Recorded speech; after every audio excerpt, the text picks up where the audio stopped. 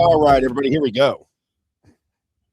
Today is Wednesday, May 27th, 2026. My name is Rob Carter. Welcome to the future, #1 radio / podcast program in America. I guess we got to start off, Isaiah, as always, like and share.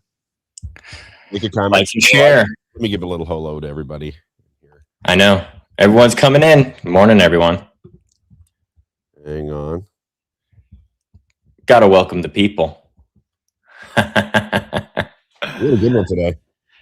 Oh, today's huge. Let me see. There we go. And I get my friends were making fun of me. I need to get glasses tomorrow. I don't want to get glasses. I don't want to do it. I don't want to do it. I just don't want to do it. LASIK. Like and share, comment, please, wherever you see it. And we'll get off and running here. Today's show sponsored by who? People's Lobby Mo. Yeah, I had somebody just real fast. This morning I put out some, we'll talk about it today. So several people on social media said that the Trump administration argued against a nationwide religious exemption for vaccines that might be coming down the line with the hantavirus and this, that, and the other. And I posted it on Facebook. And I have this this person, I don't know her all that well, but she goes, I don't know why I was ever involved with People's Lobby. You're bashing the Trump administration and your lies and this and that and the other. And I'm like, wait a minute. I read it. I think I can read. I can read, Isaiah. I can read, right? And the way I read it, she implied that I was some kind of paid shill now. Okay. Okay. Because anybody that goes against Donald, remember I told you I used to be the exact same way. Yes. Anytime anybody was skeptical of Donald Trump, questioned him, all of a sudden you have TDS, you're bashing him. I'm like, bashing him. I still support him. I think my role as a citizen is to be skeptical and require my politicians to follow the Constitution. When Donald Trump starts wars without congressional approval, to me, as I read the Constitution, Isaiah, let me get it out here for you right here. We are not smart enough to understand, Rob. They just have all the knowledge and information. Sits right with me. I understand what the Constitution says. I have it. I've read it cover to cover multiple times. I understand the Constitution. You cannot take a country to war without congressional approval. Fact. Because you think it's a good thing, or because Donald Trump has convinced you it's a good thing, or what have you, you're like, who cares about the Constitution? Donald Trump's doing the right thing. And I'm just not going to get there with you. I'm not going to get to where your president can break the Constitution, but you're going to complain every time a different president doesn't follow the Constitution. In this particular instance with this Tom Renz, before we get to PLMO, because it was just funny, this woman was attacking me, and I don't know her well enough. I'm sure she's perfectly fine. But it's just the irony to me is rich, right? It's just the closed-mindedness to understanding what your role as a citizen is. Your role as a citizen is not to trust the president of the United States and trust that he's trying to do the right thing and feel like he is on your side. It is to require that they follow the Constitution. That's it. Nobody understands their role as a citizen anymore. They think that they're in this game of cloak and dagger all the time, and they know that their guy is really doing the right thing, and he just can't do it because he's fighting the swamp, and he's got all these people against him, and this, which all may be true, but all you have to do to get out of it is what, Isaiah? Follow the Constitution. That's it. That's it. It's one simple step, right? The Constitution is a protection against the deep state. That's what the Constitution is. It's a protection against the deep state. God, I just get so frustrated because it just drives me crazy. And I'm fighting against people that I love, that I want to do well, that are on my team. Yes. But they're so just one-sided when it comes to Donald Trump. They believe that Donald Trump is got some supernatural 5D chess plan, despite mountains of evidence to the contrary. That's all they see. And I gotta say this one before we get into PLMO. I just ask that if you are a diehard, intelligent, right, Donald Trump supporter, reach out to us. Can you put our website up, therobshowhost@gmail.com? Just reach out to us. I think it'd be great to have a conversation. I think I understand Donald Trump pretty well. All right. I was on his campaign. I fought for him hard. Like I said, I've lost a lot over fighting for Donald Trump. I think I understand what he was telling me in 2016, because as the guy that was on here yesterday, Marcus Carey, said, enough with the text messages. I was getting a text message every 20 minutes about Donald Trump talking points when I was on his campaign in 2016. Yeah. I know exactly what he said. Exactly what he said for almost a year. What he was fighting. All the promises he made. All the promises, all the things that he said he was going to do. And I'm just telling you, it ain't happening. Yeah, because you had to go out there and tell people that's why they need to vote for him, and now you're, it's like Exactly. I have friends of mine that fought against me the whole time. A couple of them are jumping in the app. They go, Rob, they're smiling, and I told you so's and this, that, and the other, which is all fine. I'm not sure that there makes much of a difference, right? Whether we pick Donald Trump or somebody else, the system moves the way the system moves. That's just what it's going to be. Remember, Hillary Clinton said she was going to take us to war with Iran, and then Donald Trump took us to war with Iran. What's the difference, right? Donald said that Kamala was going to take us to war with Iran if she got voted, and he said that Obama was going to take us to war. Obama, He didn't know how to negotiate. He doesn't know how to negotiate. Terrible president. Yeah. Right. But then when we go to war, it's because Donald Trump he's the first real president, with the cojones to take us to war. Oh, yeah. Right. I mean, it's just ridiculous. Did you see the Lindsey Graham endorsement this morning? For who? From Trump. No. He endorsed Lindsey Graham? There you go. Come on. You got to read it to me because I'm going to read it to you. You ready? Because you're going to love this because he takes a shot at Massey in this post. Senator Lindsey Graham is doing a fantastic job. He is running against lunatic named Mark Lynch, who supports perhaps the worst congressman in the history of our country, Thomas Massey of the great Commonwealth of Kentucky. I don't have to go into great detail, but needless to say, Mark Lynch would be a disaster for the Republican Party, and Lindsey Graham just gets the job done, Rob. That's what he does, okay? Vote for Lindsey all the way, MAGA. Now, these people hate Lindsey Graham, the people that are on my team. They don't like Lindsey Graham, but now they do. Yes. Now they understand. MAGA. Now they understand the 5D chess. They're going to get something from something of some whatever, and they're going to tell you how great Lindsey Graham is because Donald Trump likes Lindsey Graham, and Thomas Massey, who follows the Constitution, is a blithering idiot. And we heard from Marcus Carey yesterday. I really appreciated how he was taking the questions and answering them, but the answer that he gave when I was asking him about the what is Ed going to do that Thomas Massey wasn't doing, or these kinds of things, because I don't understand. I can't see anything different that he's going to do except for support everything Donald Trump says, and that's what it boiled down to, is that Marcus said whether you like it or not, that district voted a lot for over and above for Donald Trump. And I'm convinced that there's nothing that Donald Trump could say, and I'm not talking about the entirety of the Donald Trump supporters. I know a lot of very bright Donald Trump supporters who see things that I don't see, but I'm talking about there are people that don't know anything that's going on in the world, but they have a gut feeling that Donald Trump is trying to protect them against the deep state, against Iran, against Canada, against Mexico, against Greenland, against Taiwan, against Russia, against Venezuela, against everybody in the world. And I don't think they have any idea what they're talking about. It's just a gut feeling that they have. Mm-hmm. Right? It's just a gut feeling that they have. They just believe it. And anytime you try to say, wait a minute, okay, I'm not even saying you're wrong, but can you explain A, B, C, D, E, F, G, H, I, J, K, L, M, N, O, P? Can you explain this to me? And they don't.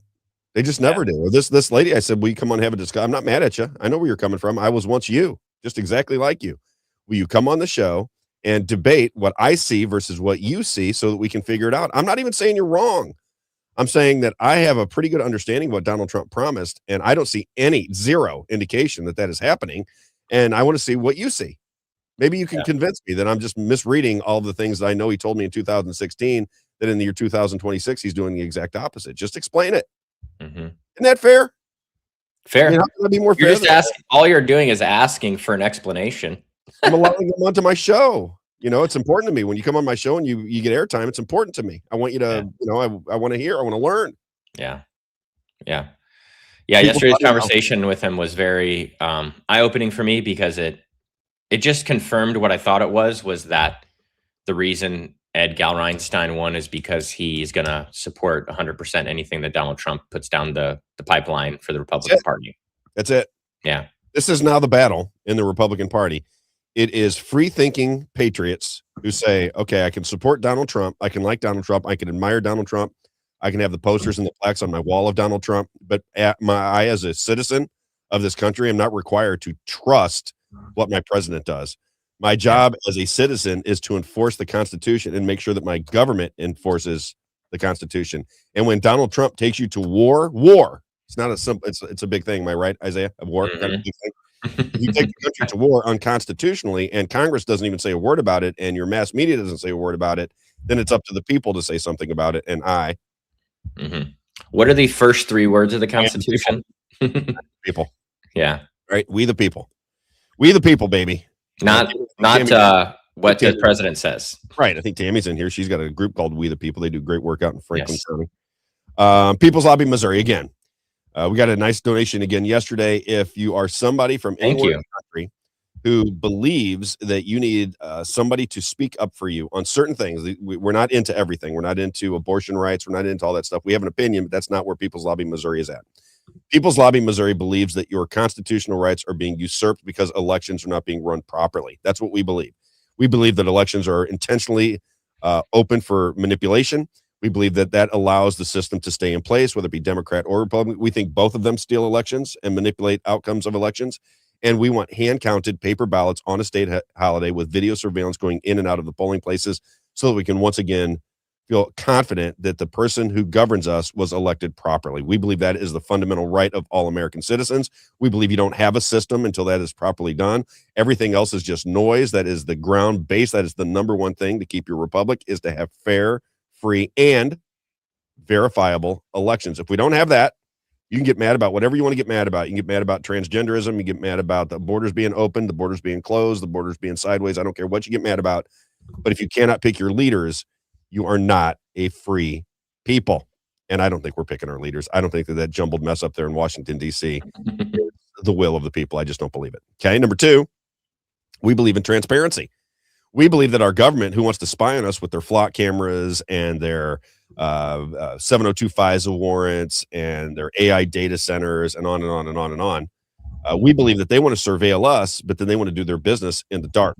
We think that is no good. In Missouri, we are one of 2 states that does not allow live streaming from the Senate. We think that's a bad idea.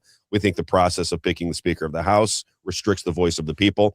We want transparency and accountability in government, and we want to do it through intense pressure. And what do we need to apply pressure? We need the free-thinking ants to gather together, pool our money. We're very transparent about how we spend the money. I've spent more money on People's Lobby than I've taken out by far, not even close, okay? So what we want to do is market these ideas out to a broader audience, begin to explain to them how government works so that they can get upset about how their government is operating, therefore creating pressure to get things done in the state of Missouri. We're for constitutional sheriffs. We're for low taxation. We believe that taxation, some of the language in the bills, is at odds with what we are trying to get accomplished, right? It says one thing, but does another. We pay attention to election language. We pay attention to accountability language, and we pay attention to tax language. Nice and easy to remember, Isaiah. EAT, elections, accountability, and taxes. Or you could do T, taxes, elections, and accountability, whichever one you want. Doesn't matter. T, okay? Eat, eat tea, whatever you want to do. Eat tea. That's what we're focused on. And if we have, when we have the right amount of income to do this, we're going to use, my background's in marketing. Isaiah, your background is in digital marketing, right? We know how to sell a message. We know how to sell it. We just have to have the opportunity to do it. Otherwise, you're going to get rolled by big corporate money, and that's the way it works. Now, if somebody else wants to join us, like Act 4 Missouri, I want to raise money for Act 4 Missouri, act4mo.org. They do all the hard work. We just talk about it, but they actually go down there and witness everything that goes on in Jefferson City. But what goes on in Jefferson City goes on in every state house around the country. It's the same game. Yep. Same game. I was just with these people from Florida. It's the same game. They do the exact same thing in Florida as they do in Missouri, as they do in Iowa, as they do in New York, as they do in Texas, as they do in California, as they do in Arizona, as they do everywhere. It's all the same game. And the game is to give state sovereignty away to the federal government. There they are, act4mo.org. If you want to do some donation, whether it goes to me or act4missouri.org, and me, I mean People's Lobby Mo, as far as I'm concerned, it's just important to give money to act4mo.org. You have to have people down at the Jefferson City Capitol explaining what is happening, right? And it costs money to keep their website is so robust, just so everyone understands. It's a technology that they've built, and it costs money to host that technology every single month. So they have, a lot of people think, oh, they're just going down there and they're writing up all these things. No, they're using technology to their advantage, and it costs money to run it off servers and platforms to build it and things like that. And then the time that they have to put into building that, plus going to Jefferson City and driving there with their own money, gas money, food. It's a lot of expenses when we talk to them that, they've taken it upon themselves, but want to help them out by getting the word out. Amen. actformo.org, peopleslobbymo.com. Either one, we'd love a donation. If you just want to sign up so that we can start communicating with you, that'd be fantastic as well. We need volunteers, we need donations, we need everything. Yeah. Follow on Facebook and X too. There's a lot more. We're doing a lot more social media content through the People's Lobby now. There's especially viral content, right? With all the stuff that Jake's getting. This is great stuff. So speaking of that, can we give him a little People's Lobby Missouri? Let's do it. Jake? Yeah, absolutely. Let me just roll out Jake before we get to the advertisers, because we're on People's Lobby Missouri. Might as well bring Jake into the fold. So Jake Jackson is a part of People's Lobby Missouri. Jake is aggressive online. Would you agree with that, Isaiah? Oh yeah, he pushes hard. He's aggressive. He'll use colorful language. He will call legislators idiots and morons and this and that and the other. Which again, that's his right. He doesn't do that under the People's Lobby Missouri label. He does that under the Jake Jackson label, and everybody involved with People's Lobby Missouri is a free person. We don't run it like the Republican Party. You understand what I'm saying? They're free people. Yep. They can do whatever they want to do. But we the free people. Right. When it comes to People's Lobby Missouri, Jake knows the difference between People's Lobby Missouri and what Jake Jackson does. But I really appreciate Jake Jackson, as you witnessed when we went to the Capitol. Doesn't he get he's like a little boy when he goes in there, he gets all excited. Yeah. He loves the political scene. And he's bright and he understands what is happening, and he's disillusioned because he was really tight with certain politicians. He feels like he was betrayed by these politicians. He's getting the taste that many of us get when we get all behind these politicians. Yeah. They go off firsthand. You know, you're saying all the right things when you're in your neighborhood, and then you go off to DC, far and away land, and you screw your people. That's right. Good morning, Elaine. Good morning, Dalton. Good morning, John. Good morning, Amy. Good morning, Debbie. Get some good mornings in there. We need your help sharing this out. It's definitely going to be suppressed because it's the USS Liberty show. I already know. Yeah, when you talk about the USS Liberty, when you talk about elections, and when you talk about anything that is not medical, right? You're going to get suppressed. It just means that the algorithm it's not running through people's feeds like it normally would. That's just the way it works. It is what it is. So we have to outrank the algorithms, which means the engagement is how we can trick it. You know, to continue to show it to people like it usually would, is by liking, going and commenting, not just in a live chat, but leaving a comment on the video. You can do that on YouTube and on Rumble, where you can be a part of the live chat and leave a comment if you want. Sharing it on X, reposting it with a comment on there. All those things will help us break through the algorithm. Because anytime you mention USS Liberty or Israel or COVID or any of these things, we're naturally going to be elections too. I noticed it. And elections, 100%. Peopleslobbymo.com, actformo.com, and then I want to give you Jake Jackson. Jake Jackson. Okay, so Jake Jackson is a part of People's Lobby Missouri. He's up in front of the St. Charles, I believe they're called the City Council. I'm not really sure.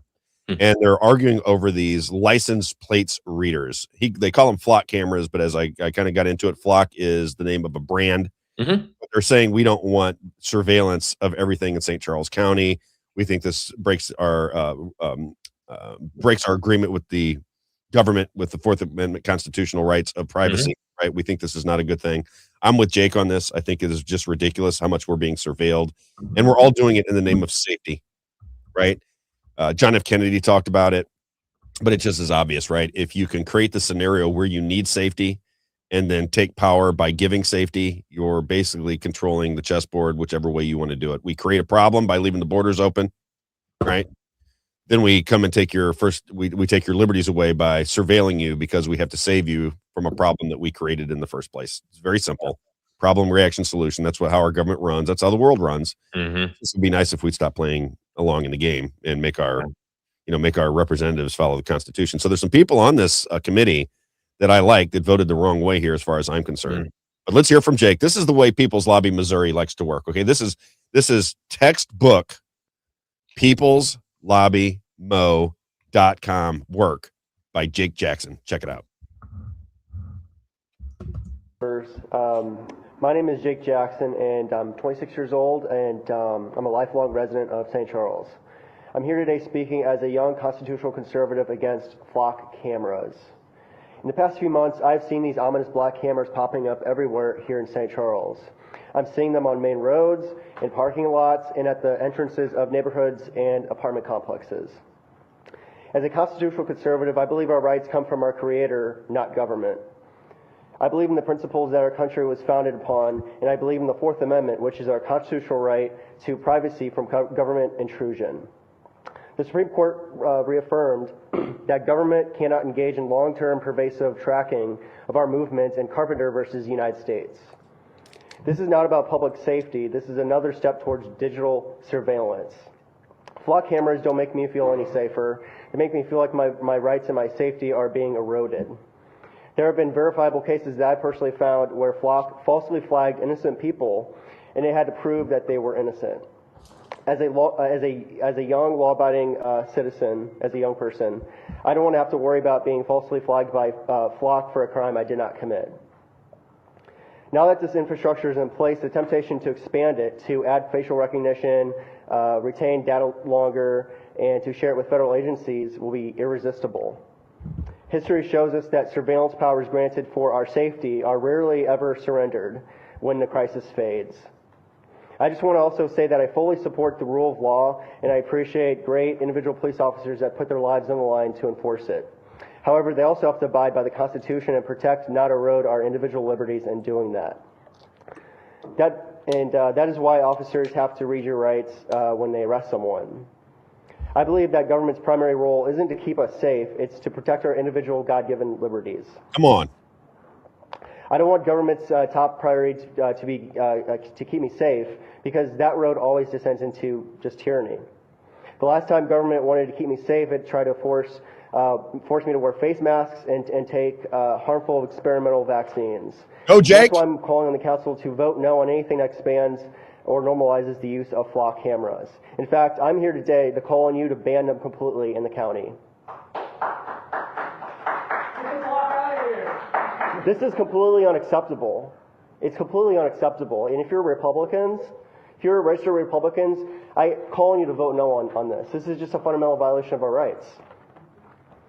Each of you has an obligation and a duty to uphold the Constitution. The Constitution is non-negotiable. All it does is reaffirm our God-given rights from God, not government.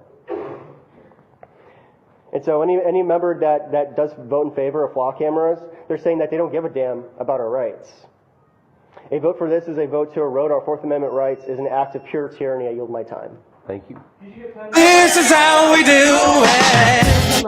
How we do it, Bill Isaiah. number 5495. There you go. Yeah. Gotta give props to Jake. You know, Jake is, as you get older, you start to mature, you start to see things through a different lens, you start to get more comfortable in front of people. Jake is maturing, in my opinion, just as somebody who's a public speaker. I thought that was excellent. Fantastic. It didn't go too far to where you're, because sometimes, I get loud, I get very obnoxious, I get frustrated, and my temperature goes through the roof, and it's annoying, and it's just a personal flaw of mine, right? I like the fact that he stayed steady, right? Stayed steady and said, this is an affront on our Fourth Amendment rights. This is tyranny in the making, and as Republicans, you should be against this big government surveillance system. You should be against it, and I thought he did it perfectly. I was really proud of him. I got that last night. I'm like, come on, Jake, baby. I like it. And I would like all of the people involved with People's Lobby Missouri. I've got to start doing it too. I've been challenged to go down to Jefferson City and make statements, and I plan to do that. But we have to do that. And there has to be thousands and thousands and thousands and thousands of Jake Jacksons. This is easy. The Constitution is not that complicated, right? They don't have the right. They just give themselves the right, but that doesn't mean they have the right to spy on you everywhere you go and sell your data everywhere. It's just, it's crazy what this country allows to happen, and it drives me nuts. Anyway. Jake Jackson, standing ovation for Jake Jackson. This is how we do it. Now when I see Jake, that's going to be his Advanced Wellness MED. Advanced Wellness, baby. Helen Gelhot. Let's get this. We got Helen Gelhot, my friend Helen Gelhot. Again, she's here. Let me tell you why I love Helen Gelhot, if you don't know. I love Helen because Helen did not go for the easy money. Helen Gelhot said, if I'm going to be the best provider of healthcare that I can possibly be, I have to do it myself. It allows me to advise with experts in other fields that aren't involved with the hospital administration. You get in these little tunnels when you're in the hospital administration. She said, that's not for me. I want to give the best care I possibly can. I don't know that it has, but I would, I haven't talked to Helen about it, but I would imagine it cost her an absolute boatload of money by going out onto her own, because she believes it creates better health care for people. Just like the Republican Party. Yeah, exactly. She says, we assist in the divine healer. Feel, think, look better, live longer, right? Nice and simple. She's a very spiritual woman. The earliest cancer detection blood test in the game. So if you are somebody who has cancer in the family and you're like, you know what? I want to get tested. I'm worried. My mother and my father both died of cancer when they were in their 60s, and I got to go I just want to know. Go get your test, find out what's going on, because the earlier you can start your care, the better off you're going to be, especially if you're predisposed to cancer. And the one that I love, and again, it's because I have some familiarity with it, is the reversal of symptoms for Alzheimer and dementia. That to me is a big deal. If you know somebody or somebody in your family has Alzheimer's or dementia, get in touch with Helen Gelhot at advancedwellnessmed.com. Advancedwellnessmed.com. Symptom reversal. And like I said, I say it every day. If you've got somebody that's got Alzheimer's or dementia in your family, you know how difficult that becomes. So if you can reverse those symptoms, why not take advantage of it? If you have someone in your family who has not gotten a hold of Helen Gelhot, I suggest that you do. And then finally, she also has screenings for heart attacks, strokes, that kind of thing. So preventative care, somebody who's doing it for the right reasons, somebody that has gained my confidence. I feel really good about her being a part of this program. I'm very excited about it, quite honestly. Feel, think, look better, advancedwellnessmed.com. You can reach her at 314-576-0094. 314-576-0094. Maybe we can get her a recommendation to an eye doctor for you from her. I know. And Heidi's pretty eyes. You know the deal. RockitCareers.com. ROCKIT. Had to beat you. You like that, don't you? Rockit Career. My friend Mitch is on there today. Mitch and Brian are two very special people. They're great people. Mitch has been a friend of mine since we were in high school. I didn't hear from him. He heard me on the radio and he said, Rob, I love your show. I want to support you. And he's been supporting me ever since. And I would really like to see his business mushroom, because I just know what kind of person he is. He was very popular in high school because he's very likable. He's kind. He likes people. He gets excited. Isaiah, you know how it is. You have friends in your life that they're your friends, but they're not necessarily rooting for you because they have this jealousy thing and they always want to be one-ups. Oh, yeah. You have friends that are just your friend, and because they're your friend, they want the world. They want the best things to happen to you. They want you to be happy and healthy for your entire life. They're always rooting for you, and then subsequently you're always rooting for them, right? This is the way Mitch is. Mitch roots for people. That's why he's in a great business that suits his personality. If you are a small to medium-sized business and you can't find the right person for the right position to make your business grow, reach out to Rockit, ROCKIT careers.com. They'll put the right person in the right spot for you so that you can improve your business. They have a network from coast to coast. They know how to vet these people so that you find the right talent. And again, if you're out of work, hate your job, can't take it for another day, you know who you are. You're listening to me right now. You get your headphones on and you're in that cubicle and your boss is aggravating you and you want to just smack them one. If you want to launch a new career, launch it with rocketcareers.com. They'll get your resume updated. They'll put you in the right position. If you just want to start a new career, they say, hey, I've got this background and it may be applicable over here.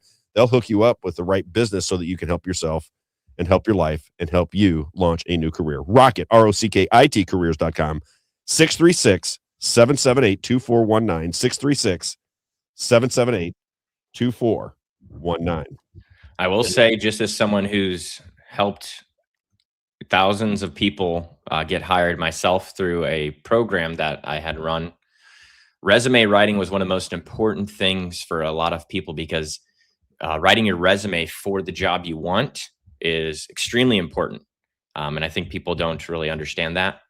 They typically make one resume and then they just give the same resume out to every single job. And someone can help you figure out how I structure the resume to make sure that I get the job that I'm applying for, and so, yeah, it's very important to talk to someone that knows what they're talking about, because there's all kinds of AI systems and HR systems that you have to get through. And someone like Mitch knows how to kind of get around those and navigate. Yeah, 100%. Couldn't agree more. Next is Grace Hauling. GraceHauling.com,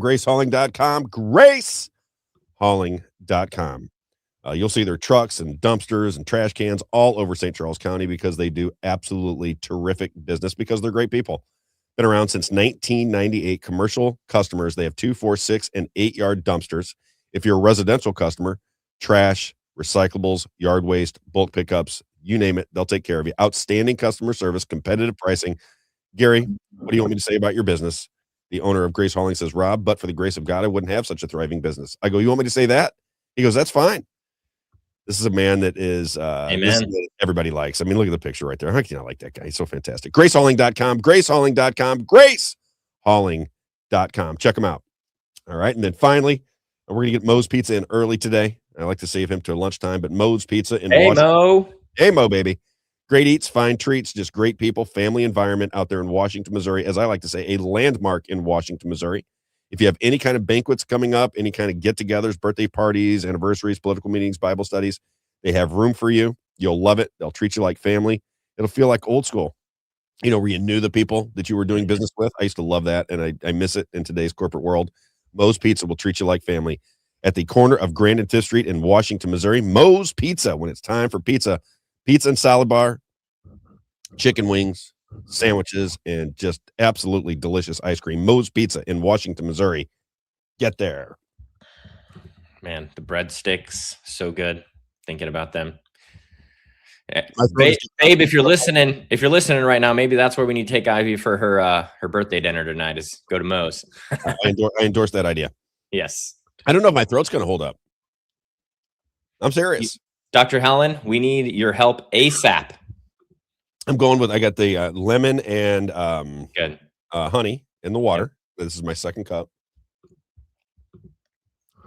But it's got that itch where you feel like you're going to cough every 2 seconds, and I'm struggling to talk because I feel like the cough is coming. But I'm going to muscle through. You got this. I'm going to muscle through. We got Phil coming on soon, and he'll do most of the talking, hopefully. Let's talk Phil Tourney for a minute. Yeah. I want to introduce Phil Tourney. So Phil Tourney, I've interviewed 3 people, I think, from the USS Liberty attack.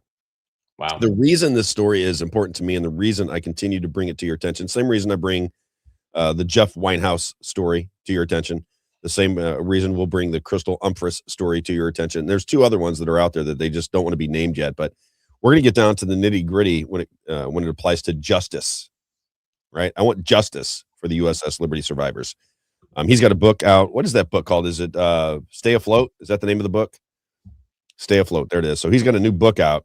Now, Phil Tourney was on the USS Liberty when it was bombed by Israel. The narrative for the last 60 years or last 59 years was that Israel made a mistake. He's a firsthand witness that says they didn't make a mistake because they flew around the boat, dipped their wings, and they were looking right into the eyes of the Israeli pilots. They know that they were attacked intentionally. And what's scary about that is not just that Israel tried to create a false flag, which is why people question 9/11. That's why people question October 7th. That's why people question the Vietnam War because of the Gulf of Tonkin. It is what I believe. This is how I believe the world works. I believe that people want war for multiple reasons, to steal people's things, right? You want to steal their oil or their mineral resources or their gold or their diamonds or whatever you want to steal. And then you got to create a boogeyman so that your country will allow you to go to war with them. And I think that's what's happening across the world. That's what I think the American government does in alignment with Israel. That's what I believe. I don't know that to be true, but that's my gut feeling based on what I see. And I think his story aligns with my beliefs, Isaiah. That's what I believe, and that's what I think is happening. And I think when Israel bombs an American ship and you have witnesses that tell you they saw firsthand that it was done on purpose, and then your own government tells you not to talk about it, then we have to question this alignment with Zionism right now, this alignment with Israel right now, the wars that we've been fighting in the Middle East ever since, right? We're talking about, we've been bombing the Middle East. Isaiah, what's crazy to me is you're not going to trust eyewitnesses, but you're going to trust someone that was not there. And this is crazy to me, Rob, because a lot of these people are Christian Zionists that would attack someone like Phil. But everything in the New Testament is built off of eyewitness accounts that Jesus rose from the dead, 500 eyewitness accounts. And so if you'll take those eyewitness accounts to defend that Jesus rose from the dead, but you're not going to take the eyewitness accounts of these soldiers, and instead you're going to believe someone who's telling you a different narrative, that seems contradictory in the logic there. You know what I mean?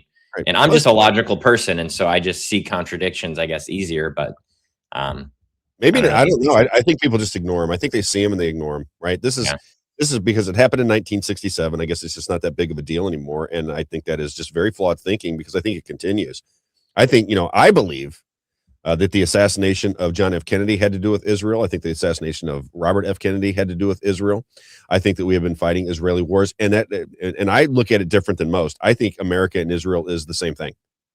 I don't think there's any distance between the two. I mean, they have, I don't know if people know this, and you can look it up real fast if you want to, Isaiah. We pay American citizens. So if you're a citizen that wants to go fight in the IDF, American taxpayers pay for it, or at least they were trying to get it paid for out of, there was a legislation that was being put forth that said, if you are an IDF fighter from the United States, you can go fight for the IDF and we'll pay for it right out of the American taxpayer dollar. Now, some people just, they're right in with that. They're like, okay, Israel's just our 51st state. We love Israel. And if they want to take all of our money and start wars all over the world, we got to jump in line with it. That's fine. If that's your belief, you're free to think it. I disagree. I don't see it that way at all. I think that our country should be trying to stay out of war, keep our kids out of war, keep this never-ending fighting going to continue the way it is. To me, is just, just nutty. But what do I know? Did you find it? H.R. 8445 to amend Title 38 United States Code and Service Members Civil Relief Act to provide for the eligibility of United States citizens who serve in the Israeli Defense Forces for certain protections relating to such service. It was introduced. Who introduced the bill? Can you see it? I think they're from Pennsylvania, if I'm not mistaken. Yep. Guy Reschenthaler. He's the one that sponsored the bill? Yep. What do we know about him? I don't know, but his name sounds Jewish. It does. Okay. That's crazy to me. I mean, could you imagine if we wanted American taxpayers to pay for, or German, could be German too, soldiers to fight in any other country in the world? The Americans would be outside their minds. But for Israel, for some reason, it's let's roll. Let's do it. I don't get it. Yeah. Find anything else? Well, I'm just reading here through this guy's profile here. He went to Penn State. Nittany Lions.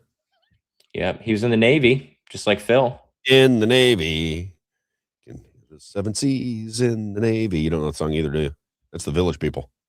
Oh, the Village People. That's Trump's favorite band. YMCA is about gay guys. I know. Looking for kids at the YMCA. That's what I don't understand, why people just love that song. I used to read the words to on my old podcast. I would read the words to YMCA. I'm like, YMCA is where gay men were looking for little boys to get into have a little fun with at the YMCA back in the day. And that's what Donald Trump sings to. And everybody's going, YMCA. I love that song. It's about gay guys looking for kids at the YMCA. I love it so much. But it is a good song. I like YMCA too. What am I going to tell you? All right. So Phil Tourney, he'll be on in 13 minutes. He'll be on at the 10 o'clock hour, Central Daylight Time. Again, the reason his story is important to me is I think we are missing something that is right before our noses that we need to have a conversation about and address. Donald Trump, if we had a press,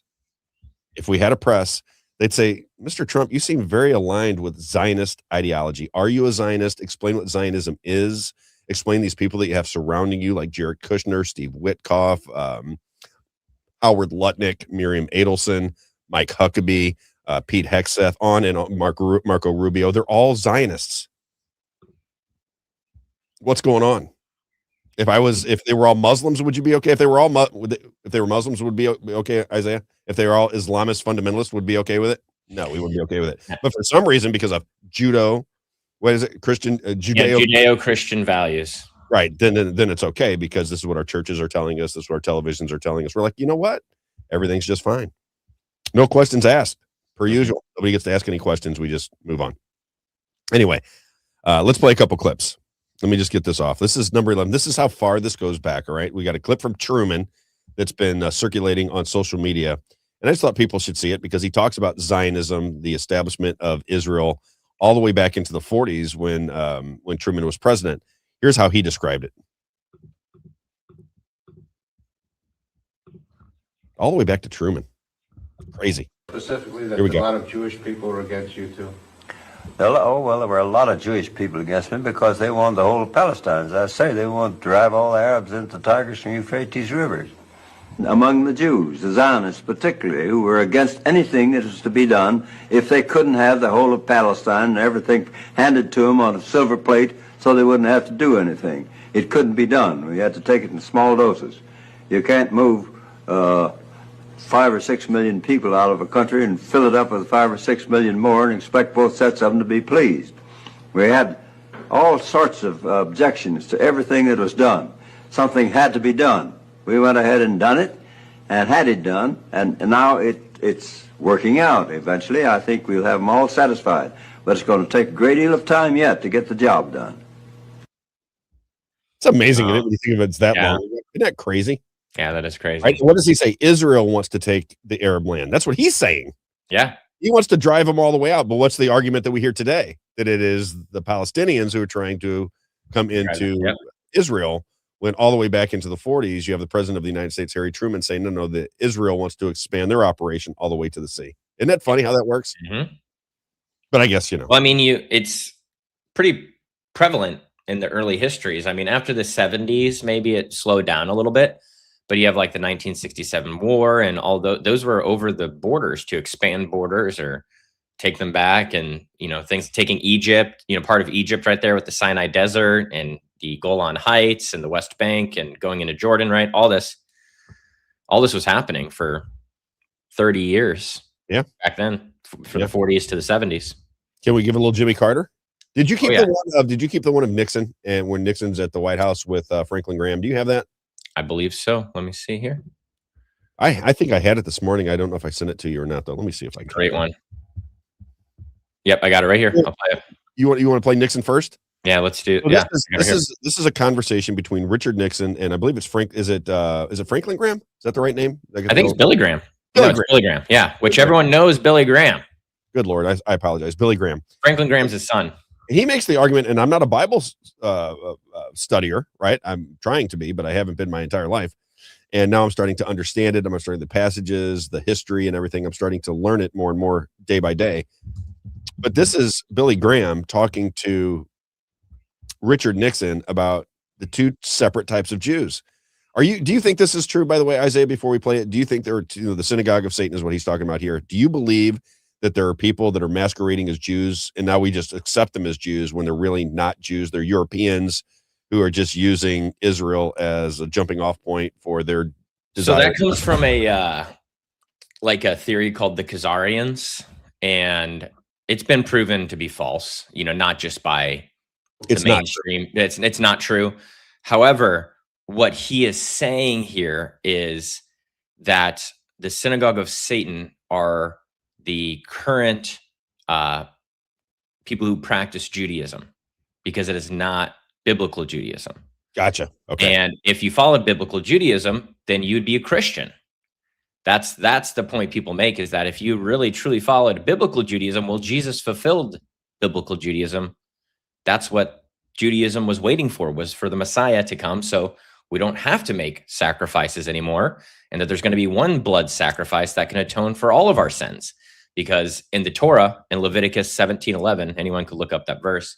It says the life is in the blood, and so you have to have blood sacrifice to atone for sins. And so, if you believe that, then there's no way you can believe in today's Judaism, because there's no temple, there's no sacrifices, nothing. So that's what he means. And those are the people. It's a deception. Those are the people we're fighting with all the time to go to war with everybody. Yeah. Okay. All right. Let's play it. This is Billy Graham speaking to Richard Nixon all the way back in the, I guess, late 60s, early 70s. Check it out. Yeah. You see, the Bible makes a distinction, Mr. President, between two groups of Jews. One is called the synagogue of Satan. There are two different kinds. There are those people, in the latter days, it's called the remnant of God's people, which will be Jewish people. And then there's the synagogue of Satan. And nearly all of your religious deceptions in the latter days, what the Bible speaks, latter days to be 1,000 years, what they call the synagogue of Satan. In other words, they are energized by a supernatural power called the devil. This is what the Bible teaches, whether you believe it or don't believe it. This is the biblical teaching, and this is what I believe. And I believe that they have a strange brilliance about them. Oh, they're smart, and they are energized, in my judgment, by a supernatural power. Well, also they do something else. They're not smart. And you see, of course, Hitler didn't. They had a stranglehold on Germany, on the banking of Germany, on everything in Germany, and the media. They had the whole thing, you see, but he went about it wrong. But this stranglehold has got to be broken, or this country is going to go down the drain. You believe that? Yes, sir. I can't ever say it, but I believe it. Nobody's been elected the second time. We might be able to do something. Pretty interesting, right? Yeah, very interesting, because I don't know if you know that, but Billy Graham was a big Christian Zionist. Was he? Yeah. I did not know that. Yeah. I wanted to wait till after the clip to kind of drop that on everyone if they didn't know that, but that was a big criticism, that he was talking like this in private, but a Christian Zionist in public. What's this one here? Yes, Revelation 2:9. I know that your tribulation and poverty, but you are rich, in the slander of those who say that they are Jews and are not, but are of the synagogue of Satan. Yes. Yep. All right, let's play Jimmy Carter about AIPAC. All these things are going on right now at a level I've never noticed before. Did you ever notice it like this before, Isaiah? Well, I knew of this influence. I studied Jewish studies in college, so right. I knew of these things, and I understood them.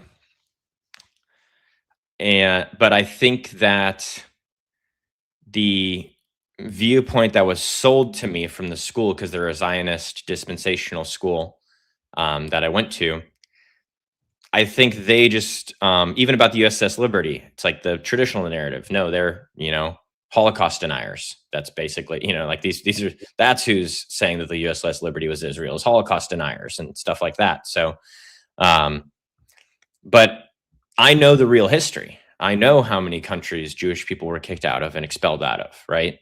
Why? And it's because of, they didn't want to become citizens of that country. So they weren't a citizen. And so they were nomads. Doesn't that kind of feel like what's going on in the U.S., right? Because you have all these dual citizens that seem much more involved with what's going on in Israel than they do the United States. That's the argument. I mean, Nick Fuentes, great argument. You sent that to me yesterday. Mm-hmm. Whatever you think of Nick Fuentes, this particular 5-minute clip is, or 3-minute clip is, as far as I'm concerned, is dead on the money. Yeah. I thought it was fantastic. He did a great job of explaining the history and what's going on and why there's skepticism and everything else. I thought he did a terrific job. Man, he's talented at that. I got to, say what you want, but man, the talent level's for real.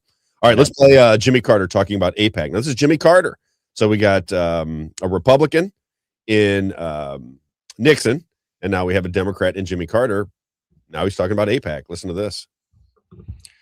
And listen to what he says about AIPAC. It's very important just to understand what he's saying. Not dedicated to peace. They're dedicated to inducing the maximum support in America, in the White House, in the Congress, and in the public media for whatever policies the Israeli government has at a particular time, and they're extremely effective. Right? And it just goes on and on and on and on. Nothing ever stops it, and it's getting stronger and stronger and stronger. And if you notice or say, wait a minute, is this what's best for America? Is this what our citizens actually want? Is this where we want to spend our money, our time, our treasure, our weapons, everything else? Is this how we want to do it? You're immediately labeled anti-Semitic. It's just like if you question Donald Trump, you're immediately TDS. Immediately, right? If you say, wait a minute, I just disagree with him. I think this is a bad decision. I don't like this. TDS, you don't understand the brilliance. Yep. And I was going to say before, I know I saw Phil just hopped in, and so I know we're going to set him up. But before we transition off this topic, I'd encourage everyone, and I'll share my screen here because I just pulled up this Wikipedia page, but the Haskalah, that's a Hebrew word, Haskalah, Jewish Enlightenment, is what it was during the, I think it was the 1800s, maybe 1700s. Let's see here. 1770s, and its late stage around 1880s. That's right. So in the 1880s, essentially, this is Jewish Enlightenment, and these are different figures. One of the main being Moses Mendelssohn. I'm sure his name. Yeah, Moses Mendelssohn, this guy. He was a German Jewish philosopher, you can see here. And what he did is he coined the idea to be a Jew at home and a German on the streets. And so this is about assimilation. And so this was a big push finally to assimilate into the culture, to not wear traditional garb like the Orthodox would do, you know. And so this is where they were starting to integrate, and this is right before, as you can see, the Holocaust. And this is also what sparked, you know, this is the same time where Theodor Herzl is getting the Zionist movement together, and the first set of people are moving to the first Aliyah is what it's called, is the first group of Jewish people moving to the Palestine is what it was called then, to start Zionism, basically to get enough Jewish people there to say, hey, we want a Jewish state and we want to start Israel. That was the beginnings of that whole thing. So lots of history, and that's why I say there's so many things you can, when you understand them all, it's like, okay, what someone like Nick Fuentes doesn't sound so crazy when you're listening to him then, you know. Interesting stuff. All right, let's bring in Phil Tourney. Let's do it.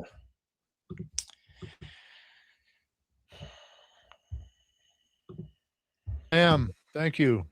Hey, Phil, how are you, sir? I'm doing well. Thank you, Rob, for the very kind invitation. It's my honor to be with you. Thank you.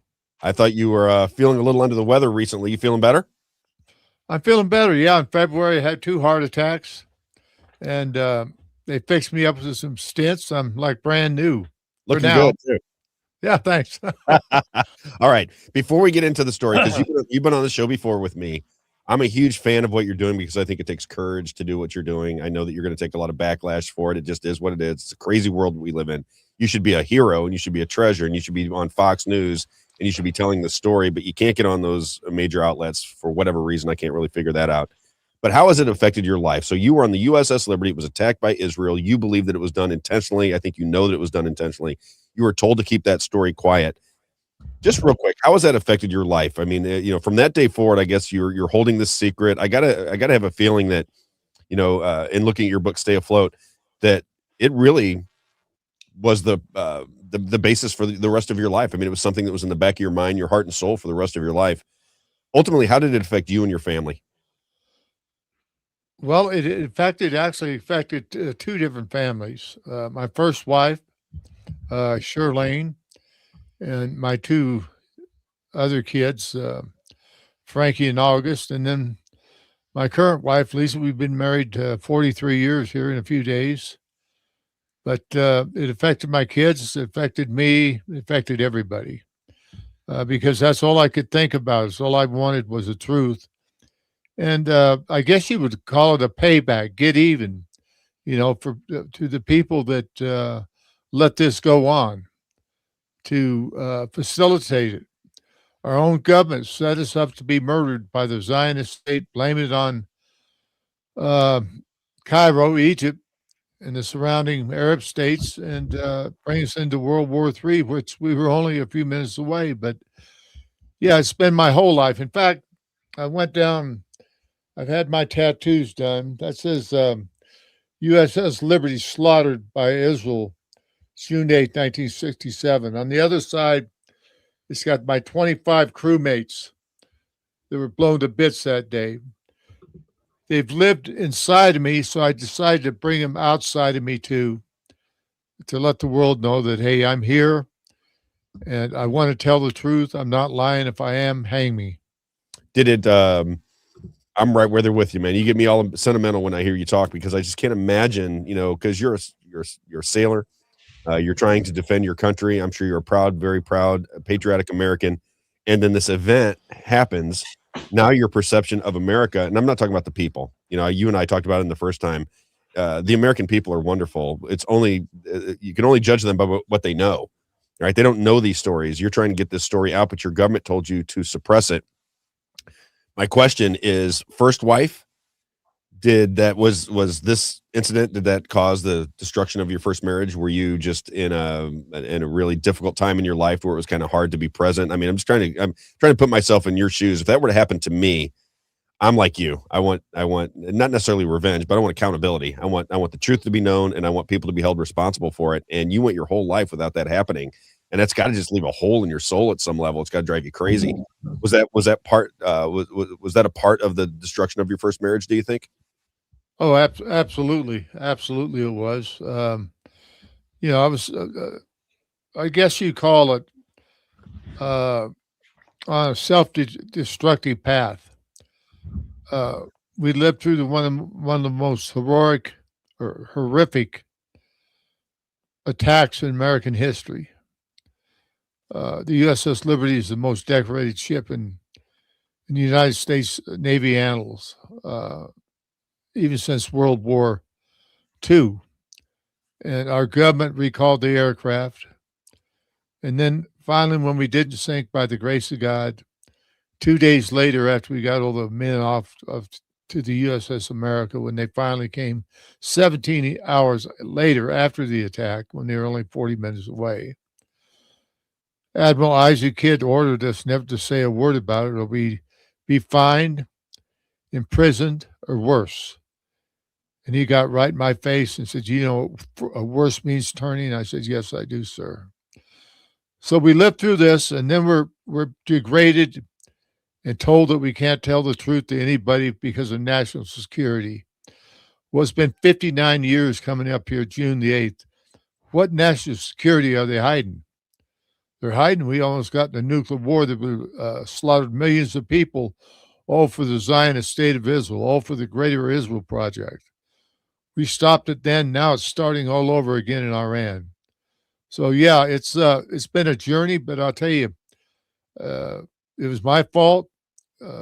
With my marriage, my first wife, it wasn't her problem. It was mine. I was drinking a lot and whatever. I bet. But I bet it's brutal. I just, like I said, I can't even imagine. Yeah, it just. But I learned after 18 years when I finally opened up, and some of the other guys were opening up, and then the LVA, the Liberty Veterans Association, was founded. That's been my solo goal for the last 43 years. That's all I've worked on every day is the USS Liberty and getting the truth. All the letters I've written to Congress, all the phone calls, I've even gotten the FBI and CIA involved. And I call them up and tell them, hey, I'm an eyewitness of cold-blooded murder, and I want to report it. And they just blow me off. And we are eyewitnesses to cold-blooded murder, and we could point out the people that did it and still support it, calling it a mistaken identity in our own Congress. And President Trump is one of the worst offenders, along with the 98% of people in Congress that are bought and paid for by AIPAC. So it's a tough grind, but it's a righteous grind. It's something that I'll do it till I'm dead.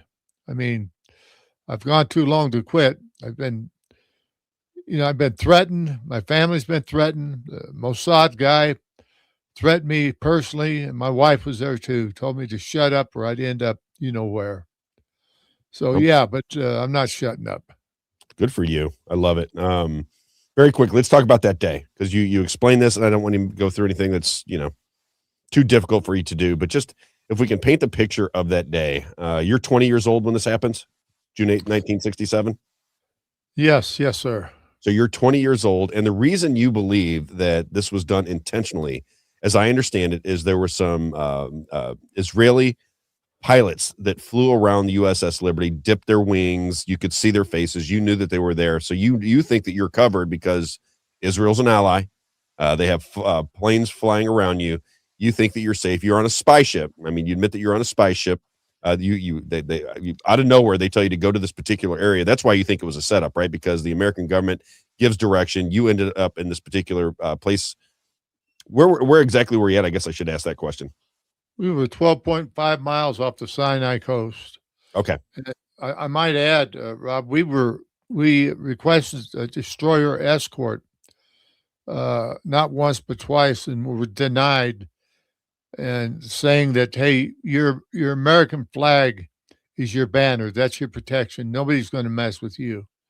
But little did we know we were set up probably a year in advance to make this happen, because things just don't happen overnight. They're planned. Right. And when they start coming at you, what is your first sign that we're in real big problem here? And didn't you say that when the attack started, they were planes that were all black, right? They were completely black. You really couldn't tell who they were, but you kind of sensed what was happening because the Israeli pilots came around first. Just that first initial reaction, because I'm thinking 20 years old, being out at sea, and all of a sudden your ship is being attacked and there's nobody coming to help you. What is that feeling like? Do you think the ship is going to sink at some point? Because boy, did it take on some heavy artillery, and it didn't sink, which is a miracle, which I think your boat stay afloat is kind of a remembering of, not only did you not sink that day, but neither did the ship. What was it like? What was the sense of it? Was it the complete panic, or were people saying, hey, we got to defend this baby, and you just go right into sailor and soldier mode? Or was it like, what is happening? Was everybody in complete shock at the time that it happened? It was a big shock, especially when the Israeli aircraft on the 7th and the 8th of June dipped their wings at us. When they had the Star of David, we felt good they were there, because we're in the middle of a war zone, and there's our best ally in the whole world. We didn't have a word in the world that anything was going to happen. But at 2:00 on the 8th, the attack started with unmarked jet aircraft, Mystere, Mirage jets, completely blackened out. We didn't know who was attacking us. In fact, I thought it had to be the Arabs, because certainly, I mean, Israel wouldn't do it. They're our buddies. But we soon learned that they weren't our buddies. They were bloodthirsty, vicious, murderous killers of helpless Americans on a flagged American ship. And our own country wouldn't come and help us. As I said, we were set up. They wanted us to sink. But it was kind of chaotic. But everybody tried to do their duty the best they could. I mean, we had nothing to fight back with, and we're getting hit with rockets and cannons, 50 caliber machine gun bullets coming through the ship. Torpedoes. Yeah, well, that came after. There was about 25, 30 minutes of the attack by the aircraft, and then the torpedo boats, were 3 of them, and they fired 5 torpedoes at us. By the grace of God, only one of them hit. And I believe it was divine intervention. I really do. Nobody else came to help us but Jesus Christ. Amen to that. Right, absolutely. Amen to that.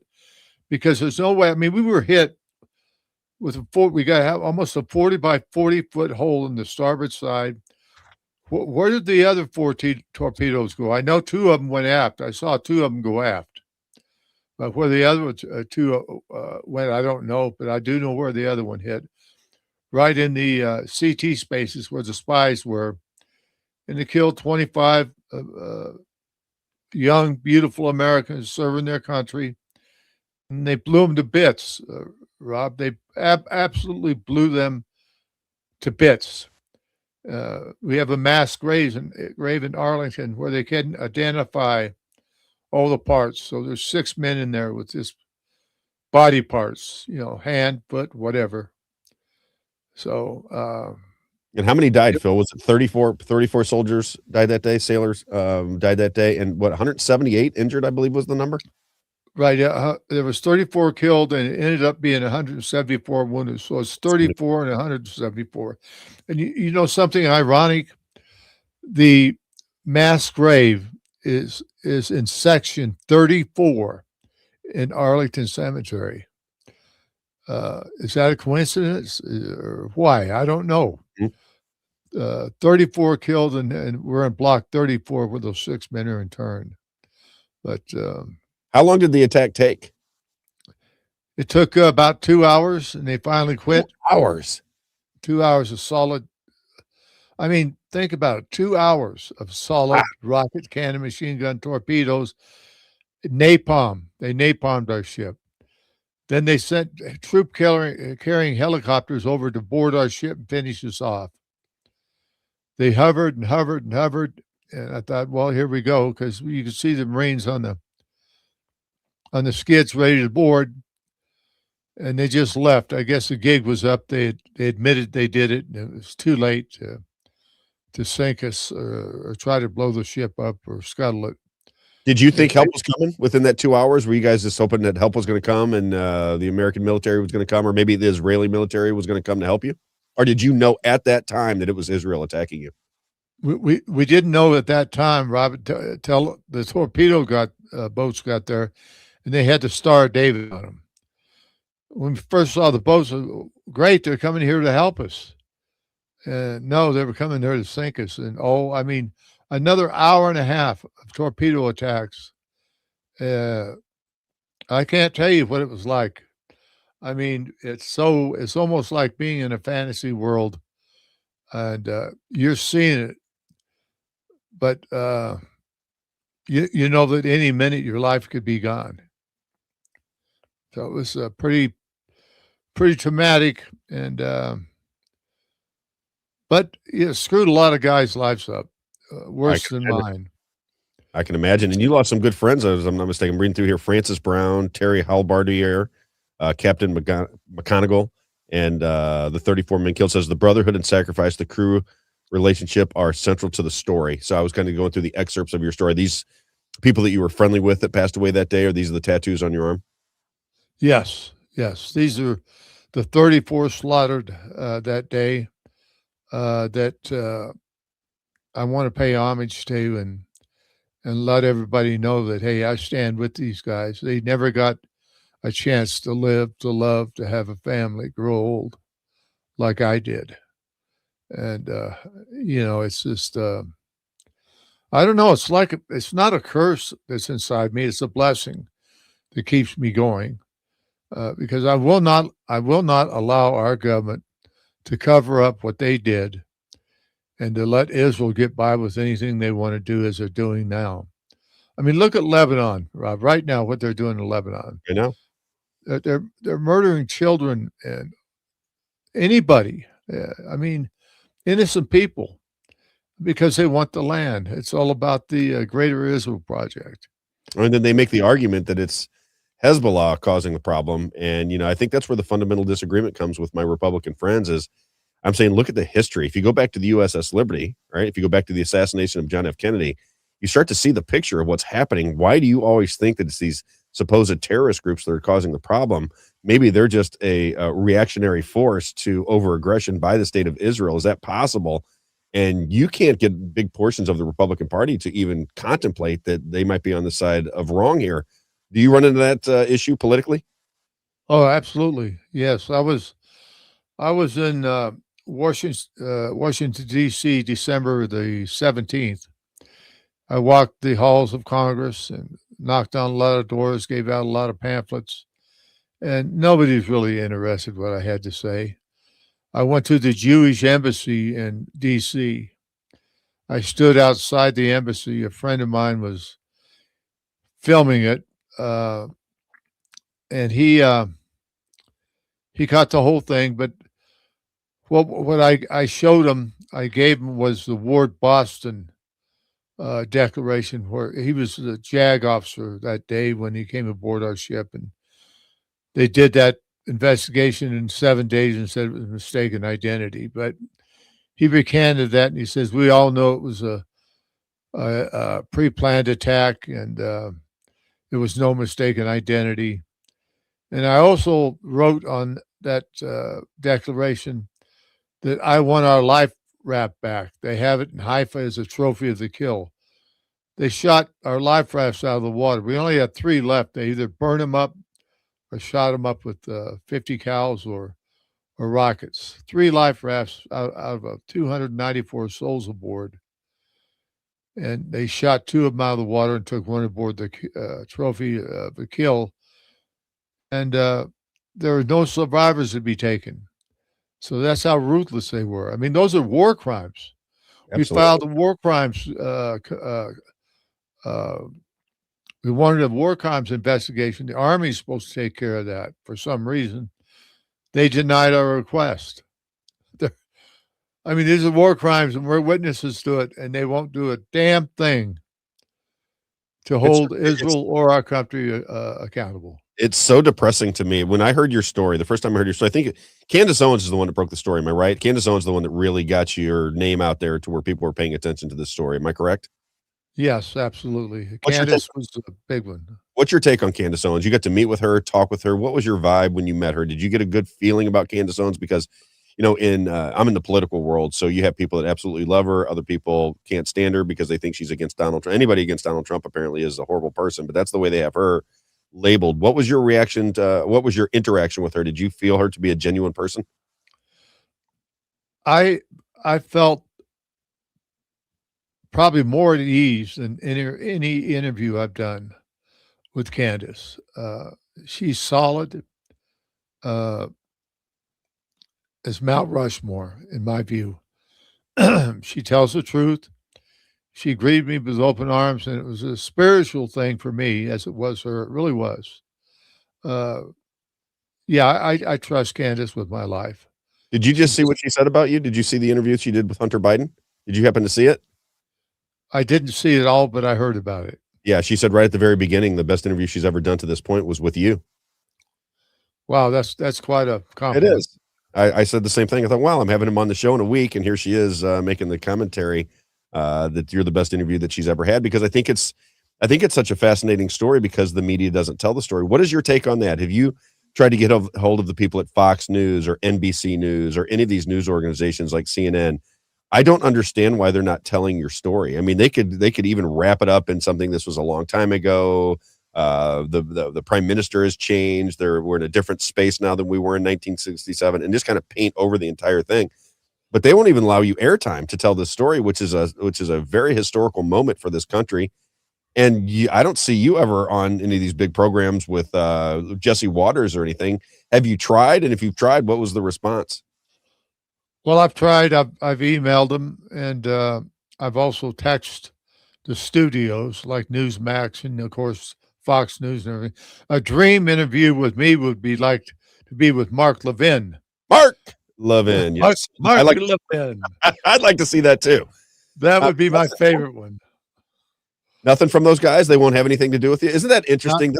This is an argument that I have, Phil, is you come from a generation maybe like mine, probably even more so. When people used to have conversations about really important things, they would talk it out. They would have conversations. I thought that's what the media was there to do. But as I started to watch how I conduct a program versus how I watch the media does it, I'm like, well, as I'm watching them interview somebody, I was, well, ask him this, ask him this, ask him this. This is the easy question. And they never do. And it started to dawn on me that it's not that I used to say journalism is dead. It's not that it's not journalism is dead. It's that it is just basic propaganda that they're selling. There is no journalism. It's that whole notion of journalism in the corporate press is just a figment of our imaginations. It's not real, because there's no way they wouldn't ask simple questions. They should be, if Candace Owens, her biggest interview, and she's one of the major players on social media, right? Alternative media. She's one of the top 5. If she says the best interview she ever had was Phil Tourney, you would think that somebody from the corporate press would want to have you on immediately because you're a big interview that caught people's imaginations. I think when she first did that interview, you had 6 million views right off the bat. So people were interested in it. Nothing, right? Nothing. I mean, it's like if people can't recognize that the government and the media are one and the same, the corporate media especially, I don't know what would be more glaring than your story. Oh, absolutely. I think it's the tip of the iceberg to break the back of the Zionist control of our country is the real truth about the USS Liberty and what America will do for them. But talking about being on shows, I just soon be on your show as anybody's. I mean, you're knowledgeable. You talk about what's been going on. You know about the Liberty, and you're not shying away from it because it's the truth and people want to learn about it. But the big 4 or now you got Newsmax, they're one of the worst offenders, along with Fox News, protecting Israel. I mean, look who owns this. Look who owns the companies. That's right. They all have Jewish backgrounds. We went through that yesterday. Yeah, I was fascinated by it. I got to send you this, Phil, because I think that, for your just for your argument, your position on what's going on in the country. There was somebody that put out just recently, and it listed all of the Jewish-backed media organizations. Now, it's anti-Semitic to say this, they tell me. I'm saying, but why can't I notice this? And it's literally everything. I mean, almost the entire media complex, all of the major media organizations are backed by Jewish money and Jewish leadership. And in and of itself, that's not a big deal. But when you find out that Israel bombed an American warship in 1967, and then our government told them to keep it quiet, now you start to put all these pieces of the puzzle together. And you're like, well, who's really running the show in America? Who is running the show? Because if we can't have these open conversations in a free society, then we're probably not as free as we think we are. Would you agree with that? Or do you see it from a little different angle? No, I agree with that 100%. And it's a shame, but that's the way it is. The people on the mainstream media are nothing but puppets, hiding from something that is staring everybody right in the face. And I hate to say this, and it breaks my heart too. Gaza and, of course, Lebanon and Iran and all that has brought out more people, and thank God, more people to see the light because of social media, not the mainstream, as we know, but social media is the ones that are carrying the flag, the honor and the pride of being an American.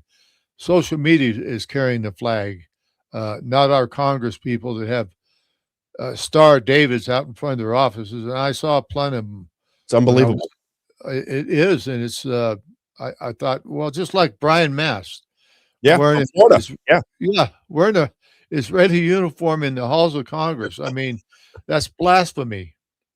It's crazy, and nobody seems to really notice. Do you find that one of the big divides? We had a guy on yesterday, and he was making the commentary. He was against Thomas Massey, and I'm for Thomas Massey. So we had a gentleman's conversation about it.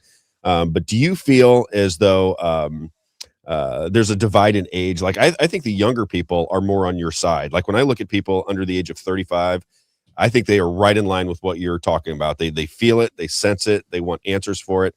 But people above 65 that have been kind of indoctrinated into Israel's our greatest ally in the world, and all the mega churches are talking about the relationship between Israel and the United States, and all the books that are sold, all of a sudden you become conditioned into this idea that Israel's our greatest ally. Do you see a divide there? Do you see younger people coming to your defense more so than people your own age? Oh, absolutely.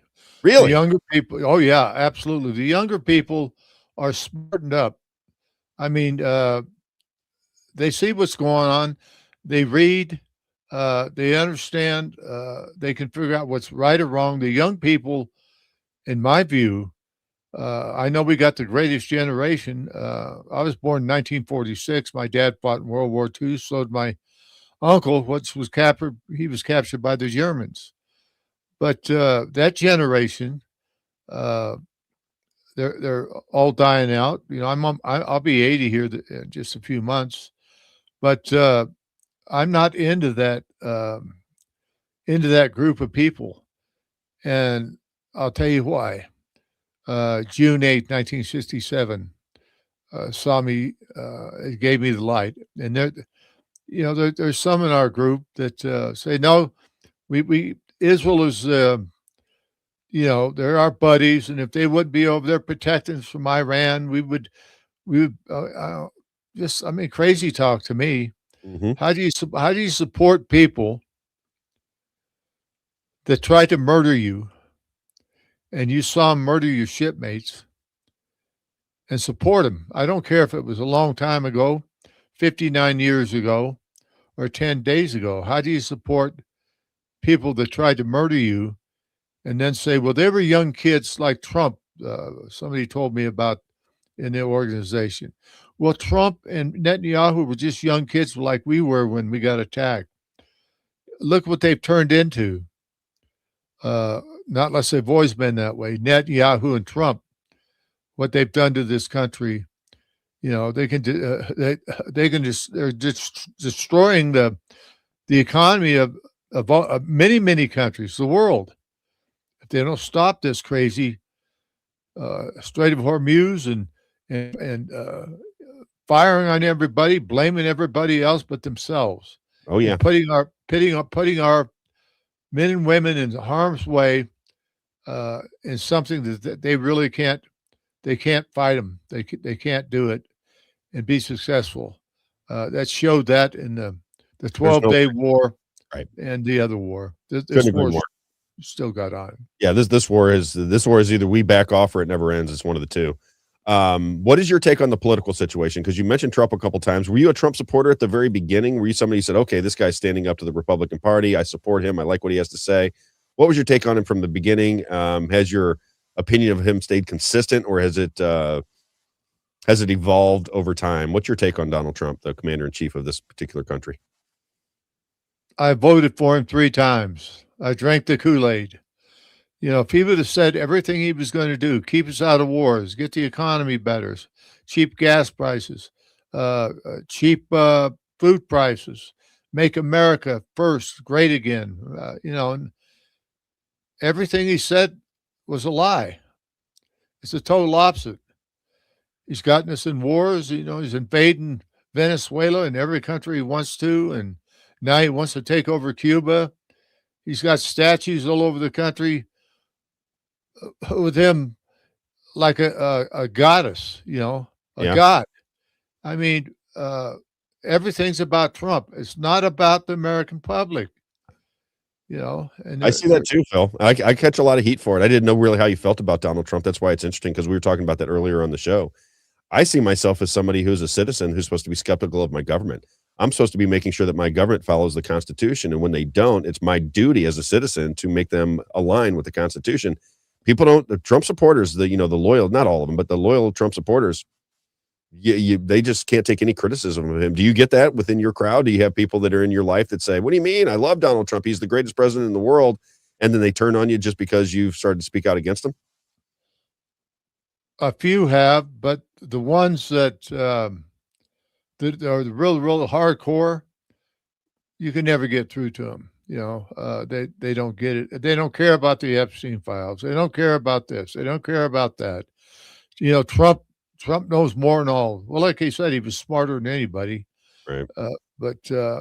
No, what these politicians ought to do, if they promise something they're going to do, as Donald Trump promised many, many things to get elected, and I believed him, and then he turns around and does the exact opposite, they should be thrown out of office. They should be to follow the line that got him elected. The people that overwhelmingly elected him for these reasons, and he's done none of them. So what he's done, he's stuck a knife in every Trump supporter. I don't care if they're still Trumpers or not. He put a knife in your back, because we're paying for it right here at home. That's right. I mean, that's how I see it too. You know, I always leave a little wiggle room for some miracle to happen with Donald Trump, but I was with him from the very beginning. I voted for him 3 times, just like you did. And I just don't see him doing anything that he promised. I don't see any of it. The only thing that people tell me, they're like, Robbie, he's got the border shut. I'm like, yeah, but he'll not be in office forever and it'll open right back up. We need fundamental change. I thought that's what he was after.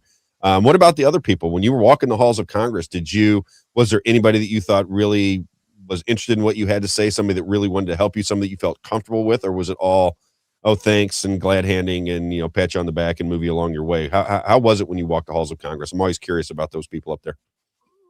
Well, it was, I went to their offices. If I could talk to somebody, and I couldn't talk to anybody but an aide.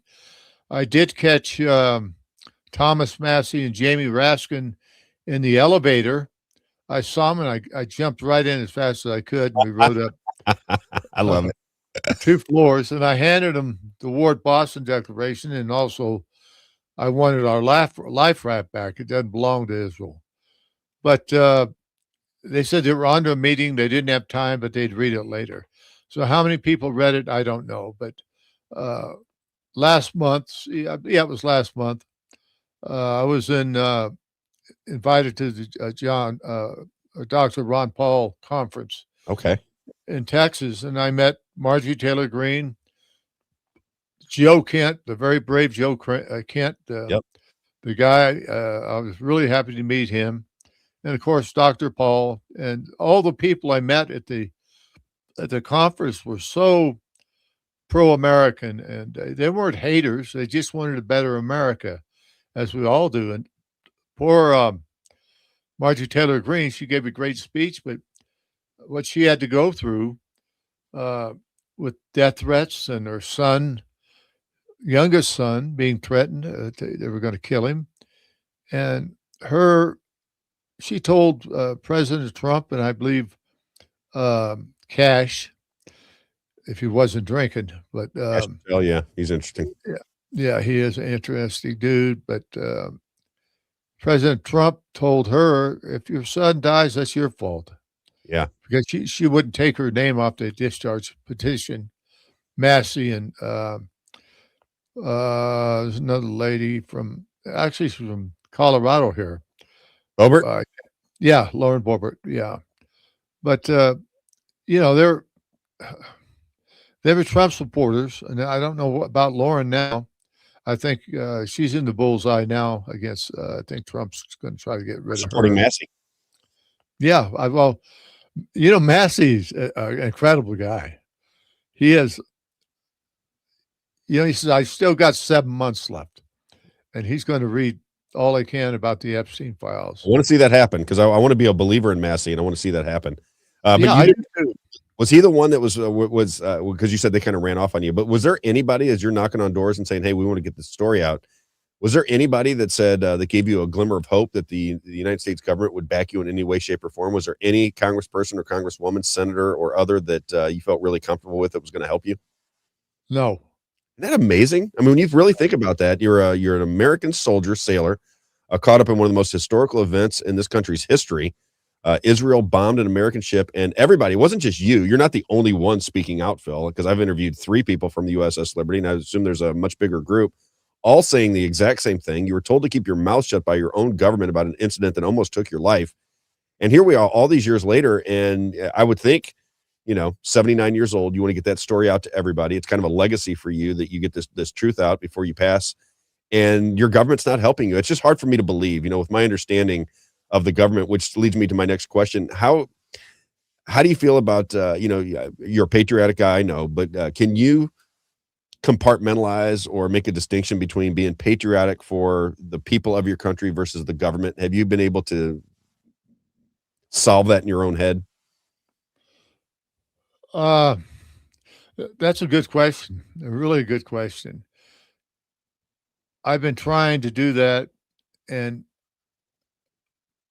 all I know is that red, white, and blue, I love it, and I will stand for it, and I will fight for it, but not under suspicious circumstances by people that are sitting in offices in Washington, D.C., making decisions for soldiers and sailors and Marines and airmen, Coast Guardsmen to go die. And I wouldn't do it. I don't recommend any young person go in the military. Not at this time. I just don't. I mean, I know they're patriotic as I was when I joined. And I'm still patriotic.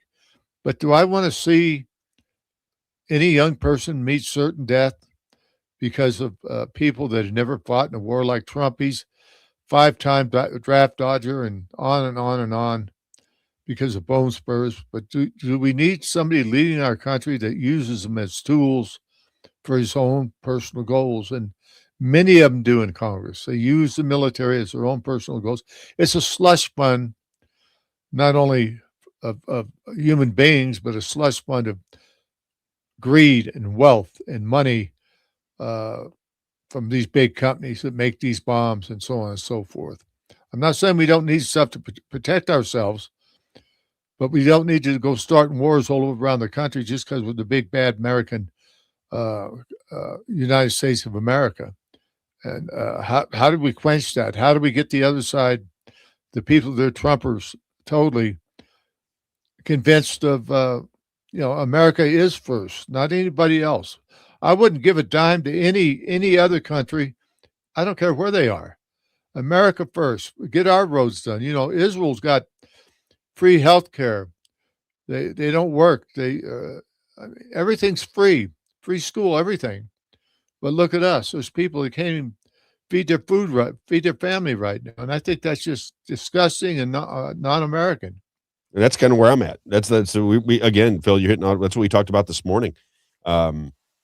What does America First mean? Does America First mean that we have to go to war with a foreign country on an unconstitutional basis? Does America First mean that we're driving up energy prices with no end in sight to this war, despite Trump saying he's got complete control of this or that and the other? Just you don't need to be a military general to recognize that if they could open up the Strait of Hormuz, they would have done it by now, right? They would have done it. They obviously can't do it. So if they can't do it, that is the inflection point. That is where the whole war, either we win it or lose it based on that particular situation. And they can't solve it. And I don't think they're ever going to be able to solve it. And then it's just a question of, do we want to stay in this war again forever, just dropping bombs on people?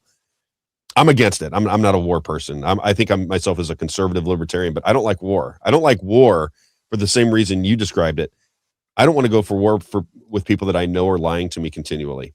I don't want to go to war for a country that blocks your information as a sailor, something that you saw and witnessed, and you're 79 years old and you want to tell that story.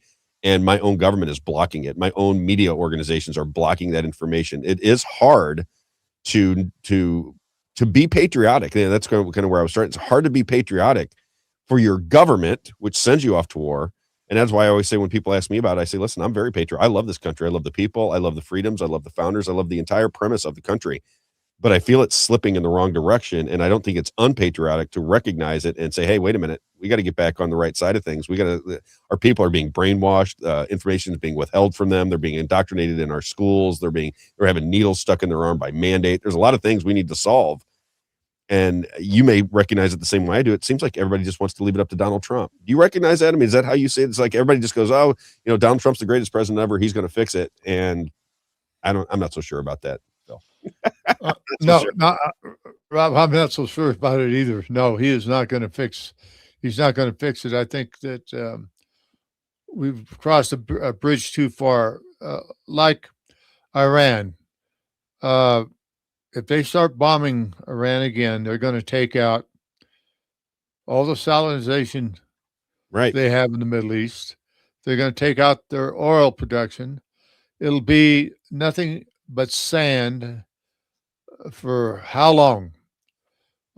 They can't, they're all going to be gone. They can't live there without water, electricity, and they're not going to pump any oil, so they'd be bankrupt. Now, does Trump want to bankrupt the world? It seems like he does. He's got himself into this. Yeah, it makes you wonder. Yeah, why? They can do this. They can take him out, and Trump knows this. Or we'd have already been in there. And what Pete Hegseth's done is a complete. You got a Fox News analyst running our biggest military in the world, and he doesn't know jack about what he's doing. Nothing. He's proven that he won't even answer questions when he's questioned by the Congress, which they're a bunch of losers anyway. Anybody who takes money from AIPAC, in my view, is bought and paid. They're bought and paid for a whore. That's what I think of them. Well, I talk about that pretty much every day, and I get a lot of heat for it. I do. People get very upset with me about it, but that's exactly how I see it. Just a few more questions for you, because I don't want to waste your whole day with me. But PTSD, before anybody knew what PTSD, sounds like you said that your life changed dramatically afterwards in your personal life, and the way you said you started drinking and so forth. Were you ever diagnosed with PTSD or something of this nature? And what is that like? I don't really understand PTSD. But if you have it or had it, how does it affect the rest of your life? How does it affect your daily living of life? Yeah, I've got it. I was diagnosed with severe PTSD, and that came upon. I think I had it the day it happened, but it didn't. It wasn't. I wasn't diagnosed about 20 years later, and I just in fact, I've learned how to control it though, Rob. Is it anxiety that you get, Phil? I'm just trying to figure out what happens. I mean, when you hear a loud noise, do you jump? Are you in constant state of just uncomfortable feeling? I just don't know what PTSD means. I hear it all the time, but I'm trying to. What is that feeling like? Can you explain it to people that have never felt it and don't know what it means? Well, yeah. If a car would backfire, I would hit the deck. Gotcha. Loud noises. I'd wake up at night in a cold sweat, right back where I was aboard the Liberty. And I mean, it was like real. I mean, I was there. I mean, it was more than a dream. I was there. And I couldn't do anything about it. But every second we were under attack seemed like an hour. That's how bad it was and how bad they were attacking us.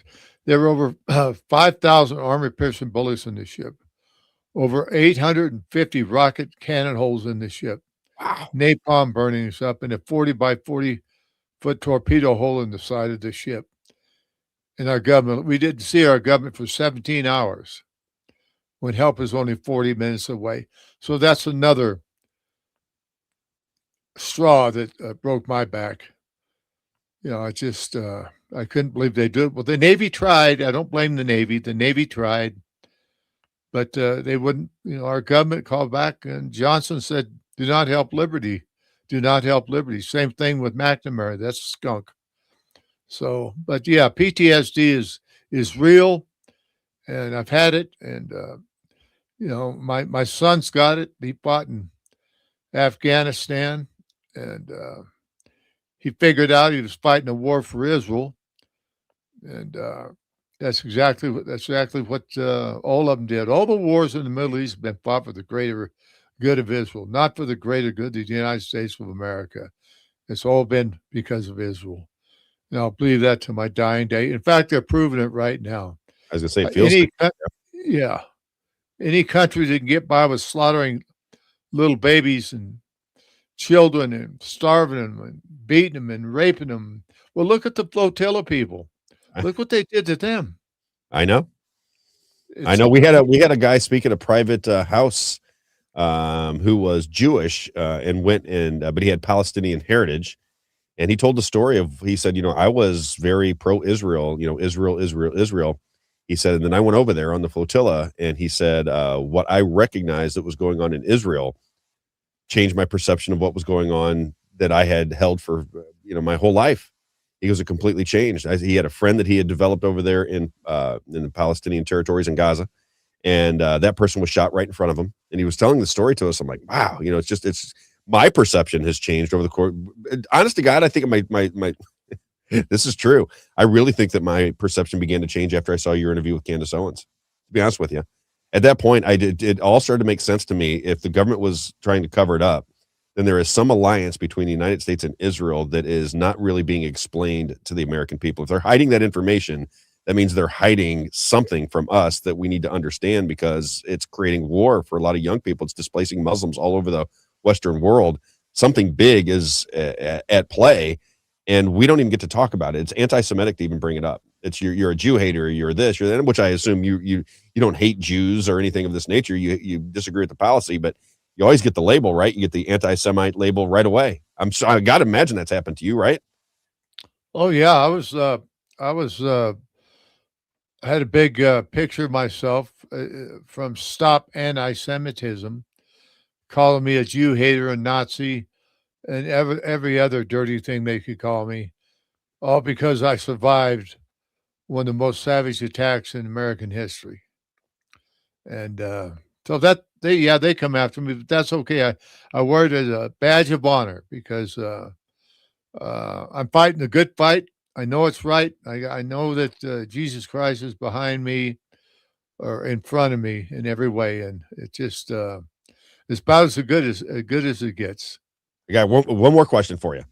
What about military organizations? Have they come to your defense? I mean, I'm thinking if a bunch of military organizations backed you guys and you used your collective power to petition the United States of America to get this story out, something big would happen. I'm assuming that's not happening. But why? Why are these military organizations not coming to your defense and making a bigger story out of it? That's a perfect question to answer, for me to answer. We were barred from the American Legion National because we were USS Liberty survivors, telling the truth. And we're barred for life from the American Legion International. Yes, we're barred for life. Who gives you that information? Like, where do you get that? I mean, does somebody send you a letter in the mail? Yeah, we got that straight from the organization itself, the higher ups. the people that go up the chain of command. And what it is, once they get in those higher ups, they get to meet congressmen and go to Washington, D.C. and do all this stuff. But they're nothing but bought and paid off too. I mean, it's all political. You keep the Liberty story out of it. And all the commanders, all the groups, VFW, American Legion, there's more. And none of them standing up for you, which is just seems inconceivable to me. I can't wrap my brain around it. I mean, I look at somebody like you and think, man, here's a guy that's willing to tell a story that he witnessed firsthand with multiple people. It's not just you. That's the thing, right? There's a whole group of people that have the same story to tell. It's a story that needs to be told. It's very important that the story be told. And the people that you would think would have your back more than any other, your brothers and sisters in the military, the higher ups, not necessarily the people themselves, but the higher ups in these organizations have basically shunned you. And the fact that you are banned from VFWs, to me, seems almost, like I said, it just seems unbelievable to me. How do you deal with that? It's just going to make you crazy. It does make me crazy. And the sad part of it is we had two people there, Ernie Gallo and Glenn Oliphant.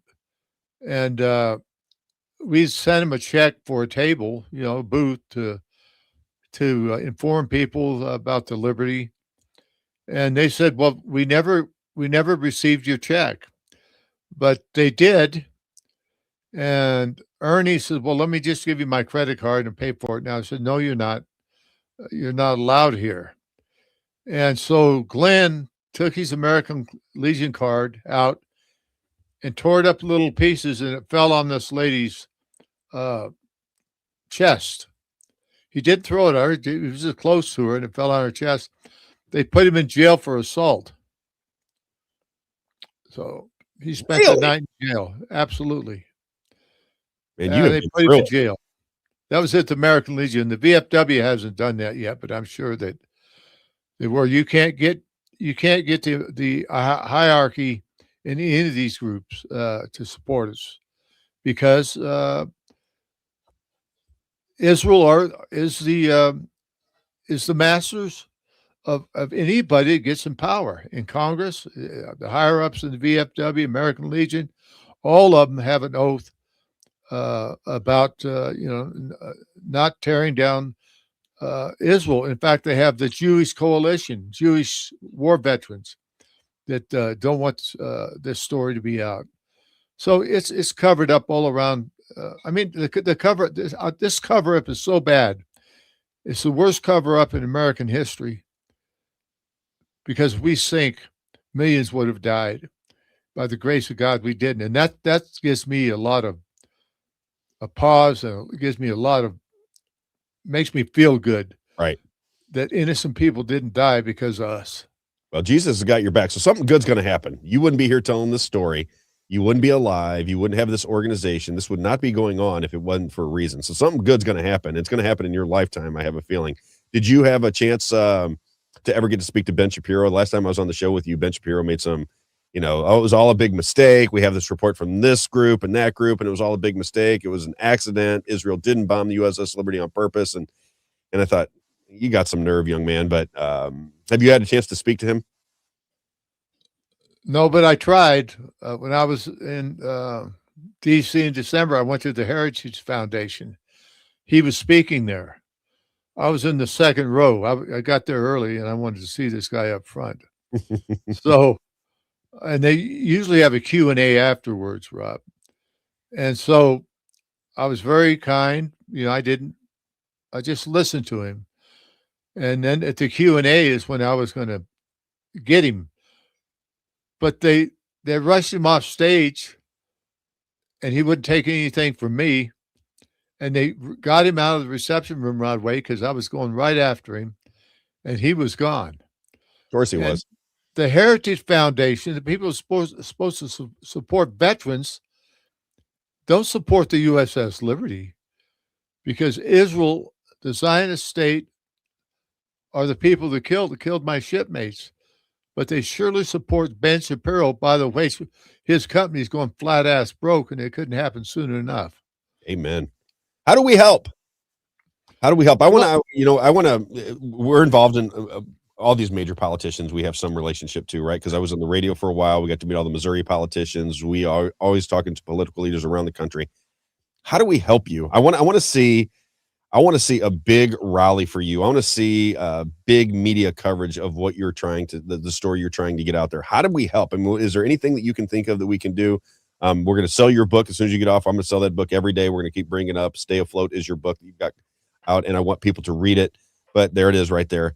How do we help as a society? What do we do for the survivors of the USS Liberty so that you know that that there's a big portion of America out there that cares about what you have to say, is just sickened by the fact that you've been told to be quiet by your own government. What do you see people like me and the American citizens do to help you? What can we do? Well, I think that's a hard question. I've had people ask me that before. I've said, I used to tell them write letters. Now forget it. It's just a waste of time. But the best way you can help is the people out there is financially, and buying my book is really going to help. Yes, I have my book here, and buying my book is going to help me more than anything, and the LVA. You can get a signed copy. Go to my podcast, PhilTourneyPodcast.com. You can have a signed copy, or if not, you can get it on Amazon, hardcover and soft cover. So that's the way to help, and that would be so gracious. In fact, you can buy beautiful shirts like I got it right here. I like that shirt too. And is that on your website? Yes, sir. Yeah, I might buy some of those shirts from you and sell them on our website as well, just to get that, because it's just a story I've been following ever since I saw you on Candace Owens, and you've done a lot of podcasts since then. I just keep thinking to myself, this story has to just break to where you are a national figure. Everybody knows who you are. The story is told. It is accepted as true. That has to happen at some point. And we just want to do everything we can. I know Isaiah and I were talking about it. We were excited to hear from you today, because I just think that you're a living legend. And if the everybody in the press would get behind this story, it wouldn't take long for people to start to recognize that not only is the USS Liberty a historic event, it lives on today. We have the same things going on. Nothing has changed. We still have this exact same situation that we had in 1967 going on in 2026, which is where our government somehow, some way, and I don't really know what it is, but we are aligned with the Israeli government to create war. It just seems to be what's going on. And everybody that you tell that to, if they're not familiar with your story, goes, "Oh, Rob, that's just crazy. They're our greatest ally." And especially within the Republican Party, boy, they just beat that in your head. I'm like, why are they our greatest ally? They can't answer the question. And yet this, it's just really hard to change the mood of the entire country unless there is an onslaught of media coverage, which is what I think we ultimately need. And something I think you're going to have a problem getting, because the corporate press, like you said before, you know who runs it, and they're just not going to give you a chance, are they? No, they're not. But we're going to bulldoze through them, and we're going to. I'll tell you one thing. We're going to be June the 20th in Tampa, Florida. I'm emceeing it. Oh yeah, I'll be the MC at that event. I can't wait. So I've been talking to our friend Ray, and I'm like, Ray, is this on? Are we 100% sure this is on? I guess the college down there, that's where my daughter graduated from college, by the way.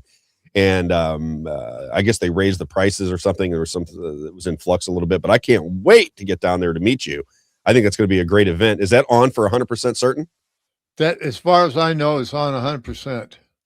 I'll be there with you. Yeah. Oh, hey man, I'm going to give you a great big hug, buddy. I can't wait to see you. I really am a big fan of yours. I think what you're doing is courageous. And I know when you're 79 years old and do an hour-long podcast with a knucklehead like me is not easy. I mean, just even sitting down for an hour for me hurts my back. So I just know that it's not easy, but I appreciate you getting the story out there because it's necessary.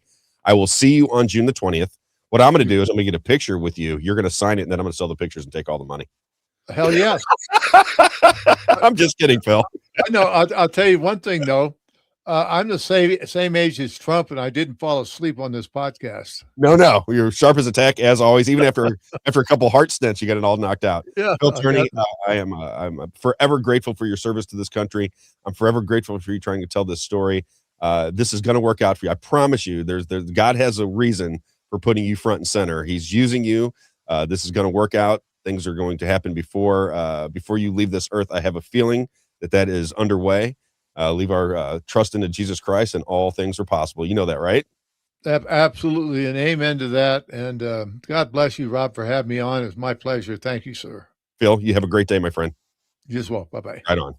All right, everybody. Phil Tourney, USS Liberty survivor, and just can't you just tell that's the kind of guy you'd want to be hanging out with? Absolutely. Hanging out with him and sharing old stories. He's one of these guys that one of the reasons I love him is he is not bitter, but he is direct. Does that make sense? He's not one of these guys that is crying in his beer, but he's one of these guys that say, listen, this happened. This is important. You guys need to understand that this went down this way. Yeah. So we share this story because it has a real world effect even today. That's why I think he's just fantastic. I don't know. I just really dig that guy. For some reason, he hits me the right way. Yeah. I didn't want to interrupt you guys, but I thought this was pretty cool. That on Wikipedia, they have this image, which I would think that they would not have this on Wikipedia, just the nature of everything. But this is a picture one day after the attack, and you can see all the gunfire. You can see all the bullet holes all along the ship there. And then what do you see at the top there, Rob? American flag. Yep. Yeah, he said that it was everybody could see it. There was no doubt about it. The idea that the flag was torn off and they didn't know that it was Americans is all just nonsense. I Googled, what does GTR-5 mean? It's a U.S. Navy ship. That's what that means. It's really? It was a company.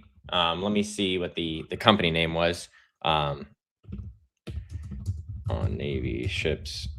I forgot the name of the company, but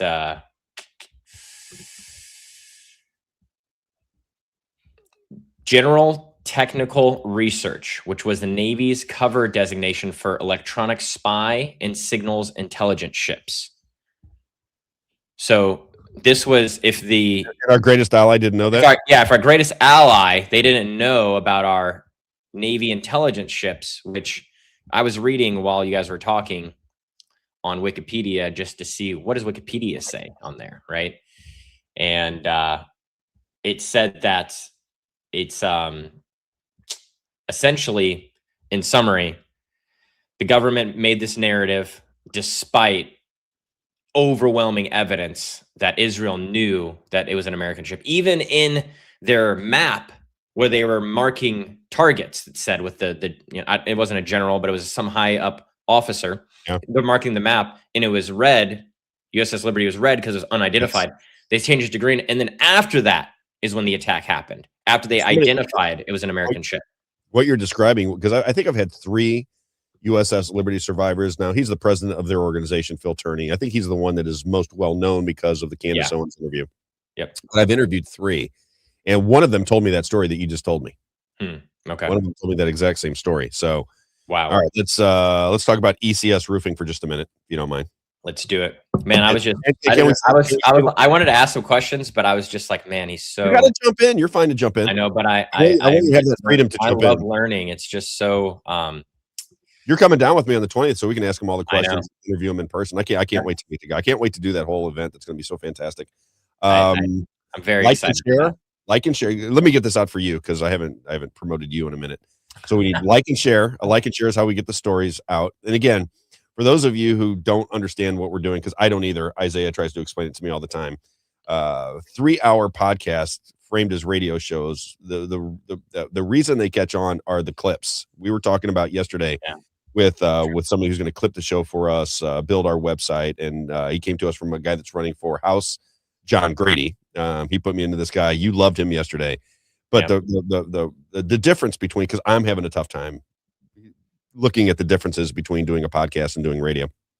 The main difference is most people do not listen to a podcast or a radio show for 3 hours. They don't do it, right? They just don't. They'll listen for an hour here. Now we have, 3, 4, 5,000, 10,000, whatever the number is every day that listen, and they listen to it at night. They listen to it on YouTube. They listen to it on Rumble. They listen to it live, whatever.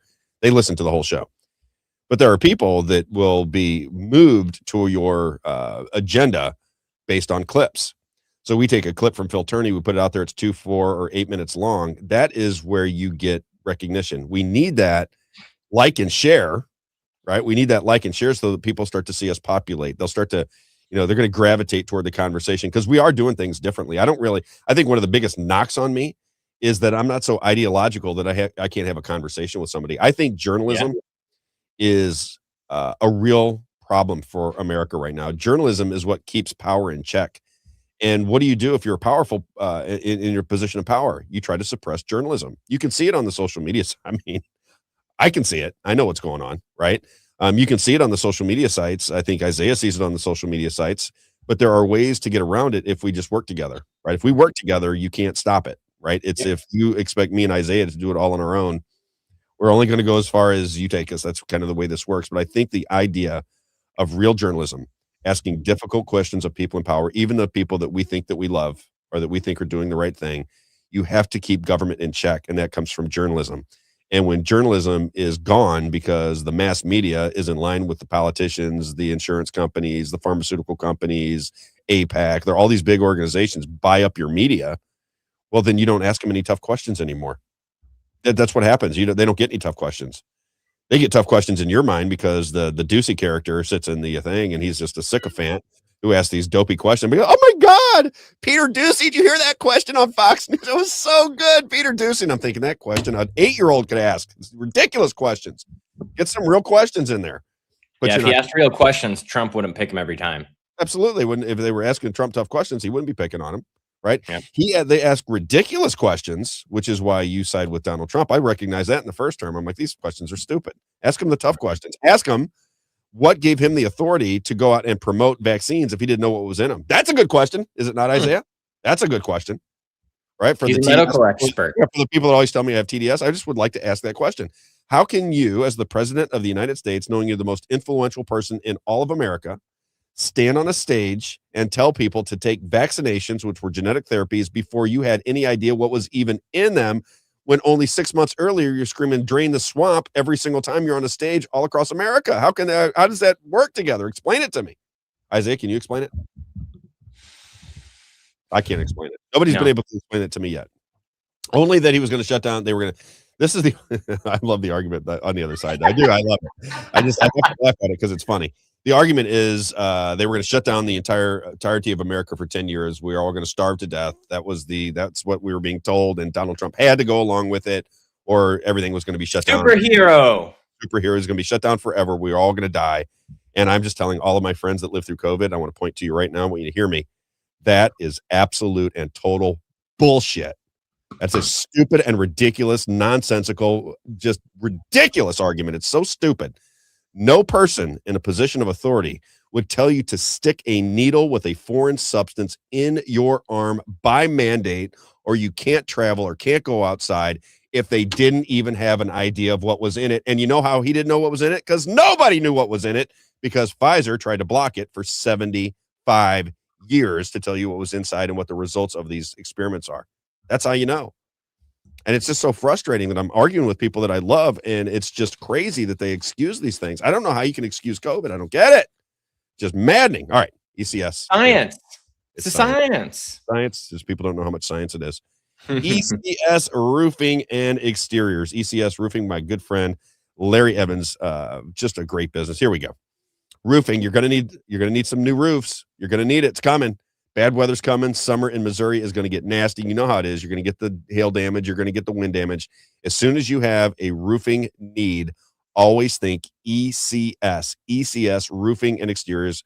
My friend Larry Evans, been in business for over 30 years. He's somebody you can trust. Remember, the one thing you want when somebody comes to work on your house, a contractor that comes to work on your house, the number one thing you must have is trust in that person, right? Here's a guy that's advertising with us. Do you think he's going to be messing around too much, Isaiah? Right? No. Would he want to be an advertiser on my show if he was looking to get over on you? How well do you think that would go over? Right? I mean, this is a guy who said, Rob, I have the same mentality as you do. I like to get the job done right. I don't like roofers taking advantage of people. I just know this business. I used to build homes together. I'm a licensed and independent insurance adjuster. I know the game, and I treat people properly. ECS Roofing and Exteriors, over 30 years in construction, roofing, siding, decks, gutters, garage doors, custom exterior metal, residential or commercial. He doesn't care. New construction, storm damage, gives free licensed inspections. And that's the key right there, Rob. The free licensed inspections, because even if something hasn't happened, but maybe you're like me, my detached garage. It's 30. The roof there is 30 years old. The roof on my house is brand new. Well, I'd like to have a free inspection on the roof to see if I need to get it fixed. And if there's any damage, I don't know. I'm not a roofer. And so that's what the free inspection does for you. And I love the fact that he says, you know what, because he explained the game to me. Now, I didn't see it in Missouri as much, but apparently it goes on in Missouri just like it does Florida. I give him a little extra time here for ECS. But he started talking about door knockers. And I said, and he started to explain it to me. I said, oh, yeah. We had, hurricanes down in Central Florida. And after the hurricane, Isaiah, I'm not kidding you. I wish my wife was in the room. We had a half a dozen people knock on our door within a week. Yeah. You open the door. Hi, I'm with Joe Blow Roofing, and you've got some damage on your roof. I'm like, you can see damage from my roof from over here, right? Or did you climb on how did you get on my roof? I didn't think anything of it. And we went through the process exactly like he explained, and they didn't cover our roof. Somebody knocked on my door in Florida, at my wife's house when she was living down here before we got married, knocked on the door, said she had roof damage. They'd be able to work with the insurance company and fix the roof. We go through the whole process. We're all excited. We're going to get a new roof, blah, blah, blah, blah, blah. Didn't happen, but it caused me a ton of aggravation, right? Mm-hmm. He says, I can come to your home. All you got to do is call me, and I'll tell you whether the insurance companies are going to work with you or not. I'm an adjuster. I know what they're going to work with. I know how it works. So why let somebody knock on your door who's really just trying to get you into their system because they're hoping the insurance companies will work for you. And if they don't, maybe they can get you to replace the roof. But now you're a customer because you're communicating with them. He says, Rob, I just tell people right off the bat, this is going to be covered by insurance. It's not going to be covered by insurance. This is something they might cover. They might not.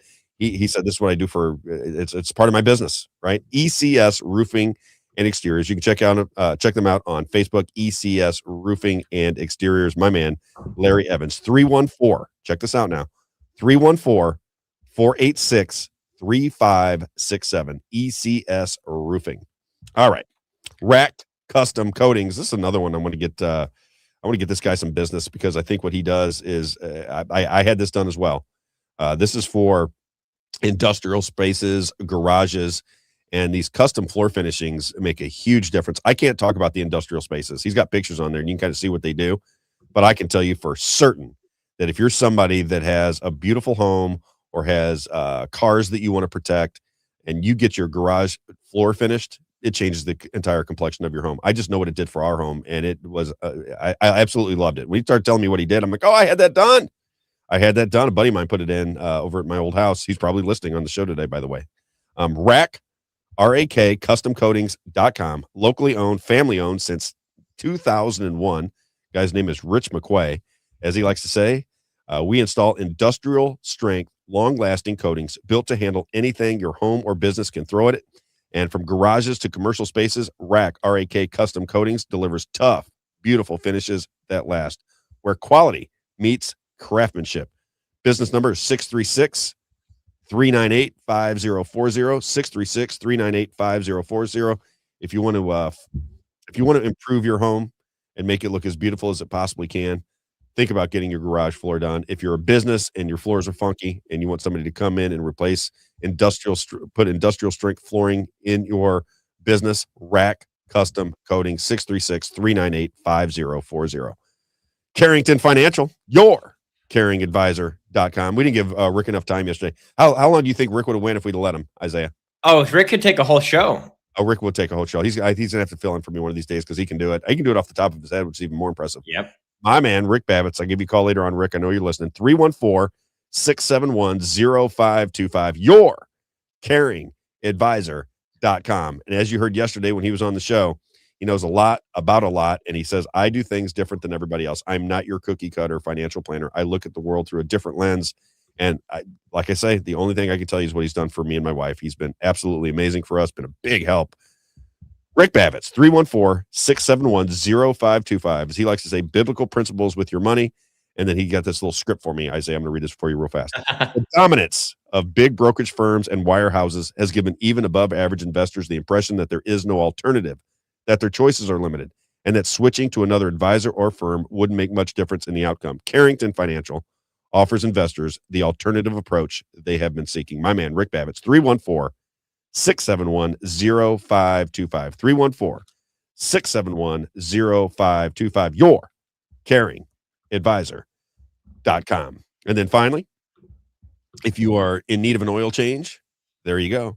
Valvoline Express Care, locations in Warrenton, Missouri, Cape Girardeau, St. Peters Parkway, Mid Rivers Mall Drive, Troy, Illinois, and Lime Ferry Road. 15 minutes from Bay to on your way. Two things he says always drove customers crazy, and that is oil changes took too long, or they were trying to sell you things that you didn't really want. You went in for an oil change, and here they are bringing out your carburetor and this and that and the other, and it's just driving you crazy because you want to get the oil change and move on about your day. Valvoline Express Care. Valvoline-Express Care. You can look for coupons and locations. 15 minutes from Beta on your way. No appointments, no sales pressure. All Valvoline branded products. Valvoline Express Care and our good friend, Tony Clark. All right. Jones Water. Should I do Jones Water now? Yeah, it's the last one. Might as well. JonesWater.com. JonesWater.com. Marissa will be on the show. His daughter will be on the show Friday at 11 o'clock. She's in the health business. But this is what the family's all about. They're about health. They're about clean, fresh water and air. Same thing. He put one of these. We have one in our home. Had one in. He brought one over to my dad's condo. That's where I stay when I come into St. Louis. And crisp, clean air. I like the little hum too. You like that little hum when you're going to bed, like people that put the fans on. It's got that thing, that kind of situation going on. But you can actually breathe in the crisp air. You can kind of feel the lightness of the air. And like I said, if you want a happy, healthy home, clean air, clean water is where you start. You'll be the filter or you'll buy the filter. Jones Air and Water, JonesWater.com. 636-899-1040. Been in business since 1995. He's not a fly-by-night guy. He's been around forever.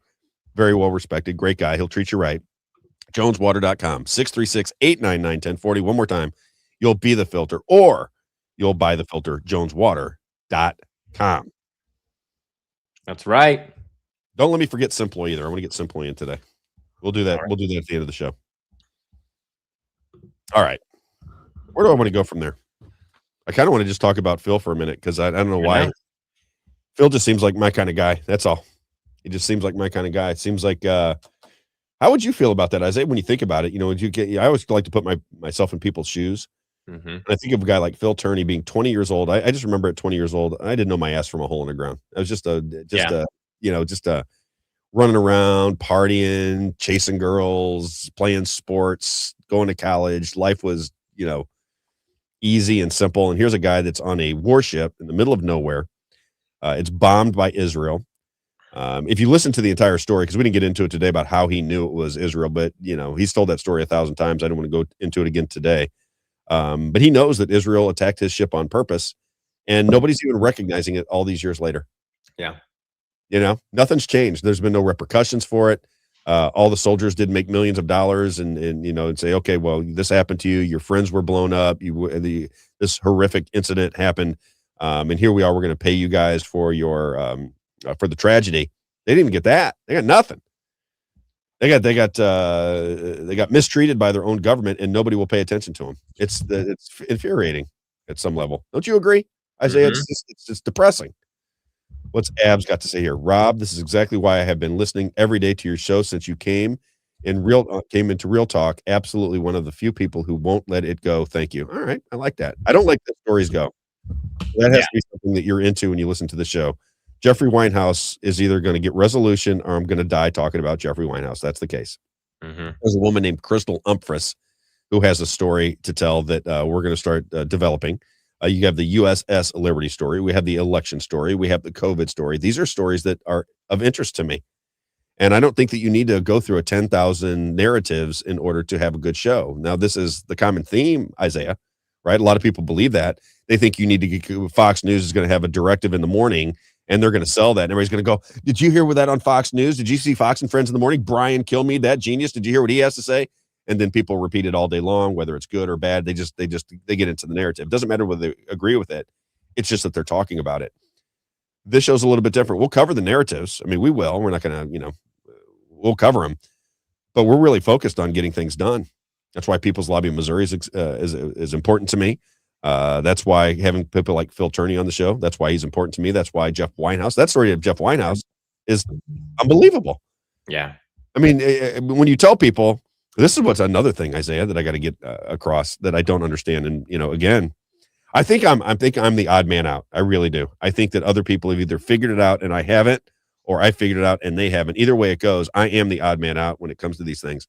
I don't know how people can even be okay with the idea that a man videotaped his own execution and sits in prison. It's just it's America. What do you think that guy Phil Tourney was fighting for? Yeah. What do you think all the people that went off and fought in World War II and World War I and Korea, what do you think they were fighting for? They were fighting for the idea that our own government could execute a man. He videotapes it and they put him in jail for videotaping his own execution. That's what's going on with Jeffrey Winehouse. That's not up for debate. Isaiah. Yeah. In fact, where is it? Let me get that here. That's the fact, Jack! That's the fact, Jack! It's a Right. fact. Yep. The lieutenant governor seemed pretty astounded that it's happened when we mentioned it to him when you were interviewing him. He couldn't believe it. I got to send him that video. Yeah. It's just, those things are depressing to me, but I digress. We will cover these stories until we get some kind of answer. I mean, I can't cover it every single day. Like that's what Candace Owens is doing. And I wonder how long that's going to last. Yeah. Because she's basically covering Erica Kirk and Candace Owens and those stories pretty much 24 hours, 7 days a week. And I admire it. I do, because it takes a lot of courage to go down to one subject every day. I don't think I want to get to that position, but I do want to take on these stories, and I do want to get. I want to get resolution to these stories. I'm going to bring attention to these stories. I want to be focused to these stories, and that's why we say we got to build our army here. Yeah, we want to build an army. We want you to be just as important as myself, Isaiah, anybody else in the media. We can all work together, and you can be a part of something that's special. That's going to happen, Isaiah. You know how that works. We can't do it alone. Yeah, you manifest things that are going to happen. We're going to work until it happens. I mean, we're only 32 days into this, 32 shows. Imagine when it's 10,000 shows or 2,000. How long would it take for? Let's say I'm in here. How many shows will we do in, let's say, 10 years? Oh man, a lot.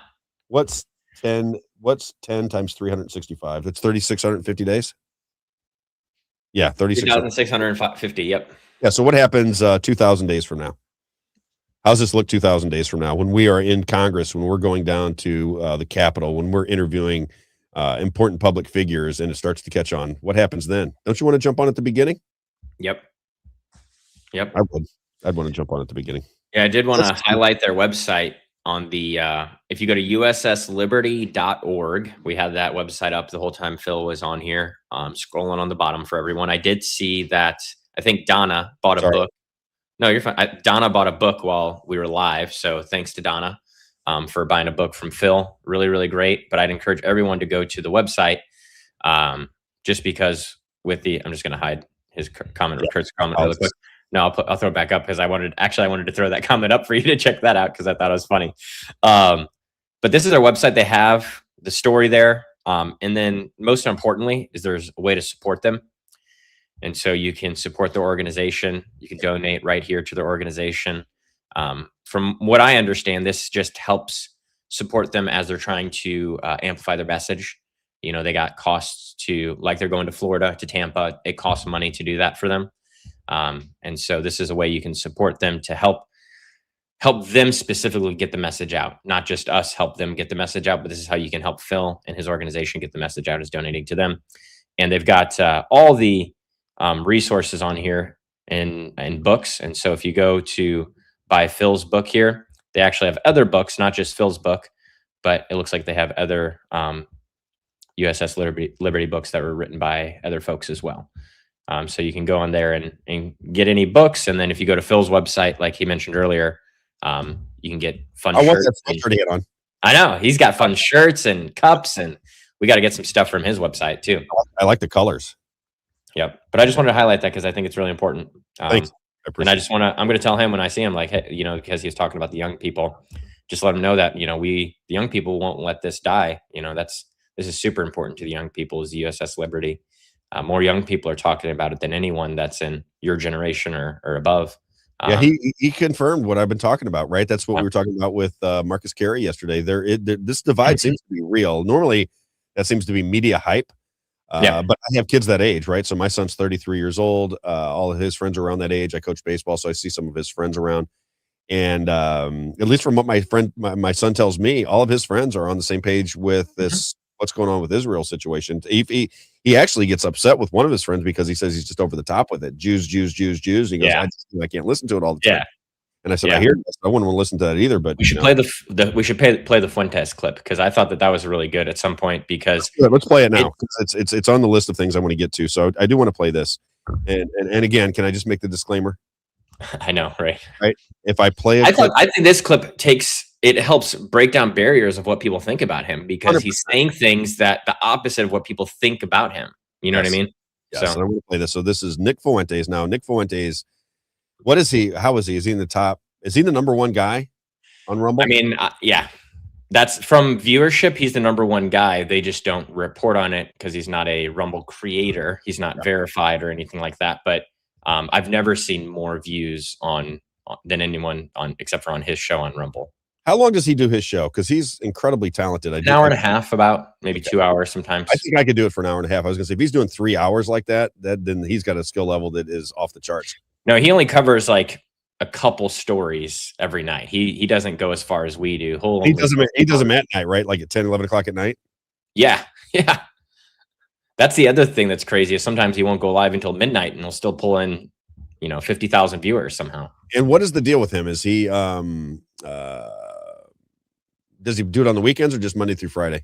Just Monday through Friday. Yep. He'll take some days off too, randomly. But yeah, it's very interesting. A lot of, it's hard because there's a lot of compelling evidence that he's a Fed, is what people say. Ooh. And there's definitely a lot of compelling evidence. And so I take everything with a grain of salt, but he definitely has, like a Professor Jang, right? Yes. As a look at geopolitics, because he's so smart, because he's read way more than any of us, right?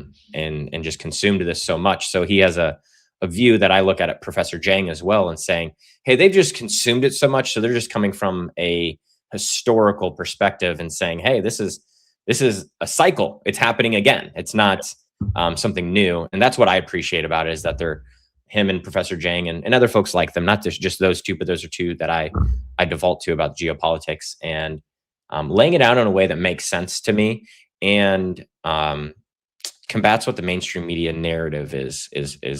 telling us too. And what I think too is just because, let's say he is a Fed, let's just say he's a Fed, right? That doesn't mean that he's not saying something that you can grab onto, right? Because if you go to the doctors, because it's really one of the two. These are just very talented people that have worked their way up. They built a platform for themselves. They're making a lot of money. They've worked through the algorithms. They got it all figured out, and they're making money doing this as a profession, right? Very possible. I'm not saying that's impossible. There's other people that think, okay, well, you're probably getting some kind of help from somewhere to get that big of a platform, because most people who do this recognize that breaking through the algorithms and building a show on social media is a real difficult thing to do. It's not easy. It can be done, and we will do it, but it's not easy to do. And you have to have some inside knowledge. You have to know how to work the algorithms. You have to know how to make things happen. And he did have some help. He was on Right Side Broadcasting Network. He worked with Ben Shapiro, like different things like that. He was a friend of Laura Loomer's, right? So he was he was in the conservative fold. They just pushed him out because of his views on Israel. Yeah. Okay. Having said that, well, my point is, whether it be Candace, how nice is what he said about Candace? I know. A really nice endorsement for Candace Owens, and it's one that I give a little bit more weight than most, right? But Tucker Carlson, these type of people, just because you have a sense that they are working within the system, if you will, doesn't mean they don't say things that are true. Most good cons, if you say they are cons, I'm not saying they are, but if you were to say they were cons, most of them are going to tell you almost everything is true. They're just got a hidden agenda that you don't recognize. They gain your confidence by telling you the truth, telling you things you can verify. And I think this is exactly what goes down here with Nick Fuentes. I thought this was great. You sent this to me last night. I listened to it right away and I go, this is fantastic. I sent back, that is so good. Here's Nick Fuentes talking about what we all know, but nobody seems to be able to talk about because you get labeled a name if you just recognize what is blatantly obvious. Nick Fuentes, everybody, here we go. Movement is called America First. It isn't called Israel Last. It isn't called anti-Israel no matter what. It's called America First. What does America First mean? As it pertains to Jews and Israel, it means we have identified that Jews are an extremely organized, extremely rich, powerful, race-loyal group And if given the privilege of power and legitimacy and authority, they will abuse it to benefit themselves at the expense of Americans. That is our beef. That's our problem. I don't hate Jews. I don't hate all Jews. I'm not out to get Jews. My ideology is America first. I believe that if you live in America and you make money in America and you have power, decision-making power over Americans, your sole and overriding interest must be the well-being of America and Americans. Well, in case you haven't noticed, Jewish billionaires, Jewish lobbying groups, Jewish activists, they don't do that. They have an enormous amount of power and influence in the media, in banking, in politics. They contribute hundreds of millions of dollars to campaigns. They have huge platforms in political media. And they have platforms in other ways too. People like Dave Portnoy or people like Ari Emanuel have immense power in the entertainment industry. And time and again, they abuse their influence and their power, which is a privilege, to put the interests of Israel or of Jews as a group over what is best for Americans. That's our problem. But by the way, do you know who else does this? Anybody that is pro-immigrant, which is the entire far left. You have a Jewish mayor in Minneapolis, Jacob Frey. He let BLM destroy that city. He let, and by the way, so did the Democrat governor there. They let Somalis commit fraud and steal taxpayer money that they were sending as remittances to their clan in Somalia. That's not putting America first either. If you are letting black people destroy your city because they're mad about racism, if you are letting Somalis steal taxpayer money to pay for Lamborghinis and real estate projects in Mogadishu, that's not America first either. And yet, many people that criticize Israel for every other reason, they love the pro-BLM, pro-immigration cause. They are not America first. They are our enemies. Pretty good. Yeah, I think it's good because a lot of people have accused him recently of trying to unite with the far left, and that's why they come up with the woke Reich, is what they call them. You know, it's the and so they accuse him of that, and here he's telling us, no, they are our enemy because anyone who's anti-Israel on the left is pro-immigration, pro-BLM, right? It's crazy to me. Yep. Yeah, that's what I was talking about the other day. This Chris Kroll comment is that Nick was seen with where you were, telling people to go further and go to the Capitol and storm and disregard the police. There was this guy that my friends tell me is now in the pedophile conversation. His name was, I think, Ari Alexander. Yes. Yeah. I went to that. Me and my wife went to Stop the Steal. We were just, like I said, I was doing a podcast at the time. I wanted to report on it. It was in Georgia, which is not too far from Florida. It was like a 5 hour. So it's reasonable. So we went to watch the whole thing go down, and Nick Fuentes was there. So he is tiny.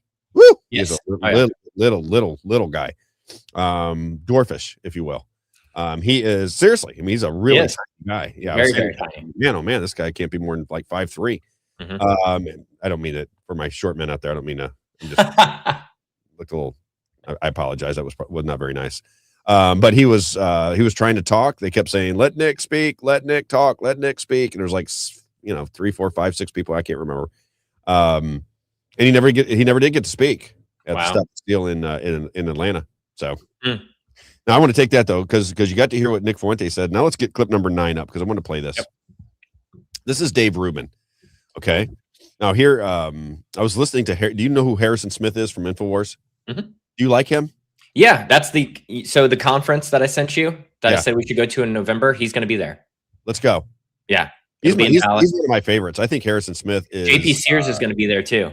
I'd like to meet him as well, but I definitely want to meet Harrison Smith because Harrison Smith he speaks my language. I just love his presentation. Yep. And Alex Stein, the guy who's in that video with the debates. Alex Stein, he's crazy. He's crazy, but he's in this debate that's coming up, the millennial versus the boomers. So I don't know why, but he's been filling in for James O'Keefe recently. Has he? Oh, I didn't know that. He's not bad. I think he's talented, but he does. No, he's a prankster guy. He's almost like Jim Carrey of the political world. You know what I mean? Yeah. But Dave Rubin takes himself as a serious journalist. All right. So we're going to play a little montage here for you. I heard Harris. I had it saved. This is how good, how minds kind of work together, right? Yeah. So I had this on my list to play it yesterday for you, Isaiah. We didn't play it. I come back and I listened to Harrison Smith last night right before I went to bed. I turned on Harrison Smith for a little bit, and he was playing the same clip, and he's making the same argument that I'm making. That's awesome. David Rubin, Jewish journalist, commentator, gay Jewish commentator, right? Yep. And he's so full of it, it's bizarre. And what Harrison Smith was trying to get across, and what I'll try to get across to everybody today, is these are the paid influencers. This is how Harrison Smith said, "How can you get everything wrong on a topic? I mean, just literally every word that comes out of your mouth has been wrong for a month. How do you continue to go back and do your show?" That's a great question, right? Well, you get to go back and do your show because the people that want to listen to this garbage, they will believe it despite all the evidence to the contrary. And then he's getting money to sell nonsense. It's like if you say, "I want you to be a used car salesman." Now, none of these cars are going to work for more than about a week. They're going to all fall apart after a week. But in order to live, you got to sell this used car that has 7 days left in it. That's it. You got to sell it. You got to get full price for it too. And then you have a used car salesman tell you how great the car is, the warrant, it's going to have a warranty. It's going to be fantastic, but you don't get any of that. It's just all nonsense. It's the same scenario. This guy's getting paid to sell you a used car that doesn't run over and over and over. And if you don't believe me, let's listen to Dave Rubin. Let's listen to this genius right here. Clip number 9. Embarrassing. Make a prediction here, and my prediction stuff. I'm not Polly Market. I'm not Call Sheep, but I'm pretty good at predictions. And my prediction here is that everything that the media is now going to say about Iran's going to close the Strait of Hormuz and energy prices are going to go crazy and all these, none of this is going to come to pass. Gas prices are coming down and will continue to come down. If the United States wants to keep the Strait of Hormuz open, which it does, and Donald Trump said we'll escort ships through if we have to, it's going to stay open. This is the leader of the Iranian opposition. He has been in exile. His name is Reza Pahlavi. We have shown you videos of him before. He's the eldest son of the former Shah of Iran, and he likely is the next leader of Iran. This is the guy that, by all accounts, when this war ends, will go in and he will be the leader. And again, it will be different. Remember, it sounds like the Kurds are starting to enter the country with arms to help the people take out the last vestiges of the IRGC. There's a lot of good things happening. This is Iranians, and you can hear they are chanting Bibi June, Bibi Netanyahu. In Iran, they are chanting praise for Benjamin Netanyahu. Can you imagine believing this? But I believe it. And when you take out Khomeini and you take out his number 2 and his number 3 and his number 4 and his number 37 and his number 42, then suddenly the next guy's going, it's a little hot in here. And then people start behaving a little bit differently.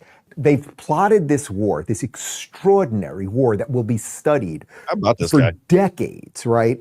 For decades, they will study how this incredible war took place. That we are hitting critical infrastructure. We are damaging the regime, so hopefully the people will be able to take over their countries. Now, the question is, if you're going to hit power plants and you're going to hit civilian infrastructure and things of that nature, how do you make sure it's not going to harm the people, but just the regime? And when we have a Department of War that is not looking for war, but will perform war, then we are going to do it at the maximum level of competency. I think the way you can look at this, I haven't heard anyone else say this, but this seems to me to be the war to end all wars.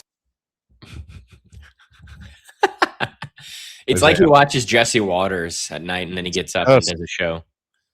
The people that buy into that, I'm starting to wonder about them. I really am, because at this point, we're 10 years into this. I mean, we could probably play Monday through Friday of Jesse Waters' show.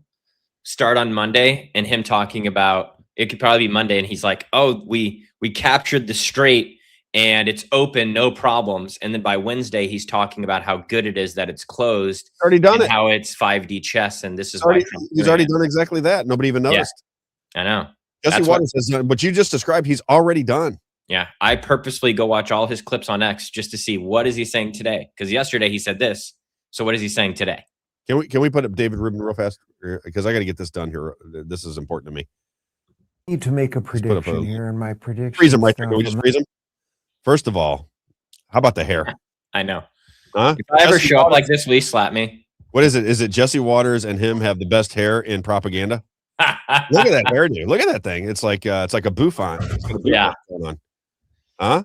But I like the set. The set is good, right? We like the set. Mhm. I really do like that jacket that he's got on. That sport coat that he's got on. That is top notch right there. That is a very that's a very expensive jacket that he's got Is on. it tweed?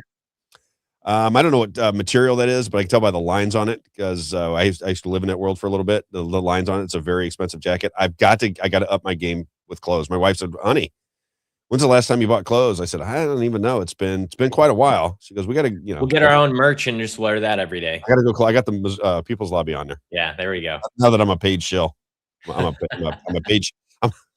Even though you're making no money on it, you're paid. We got shill. money last month. We got money last month. I think people think that's going to last me forever, but Oh my gosh, yeah. the machine costs money. Put it to you that way, and a lot of that was for people paying up front for the whole year.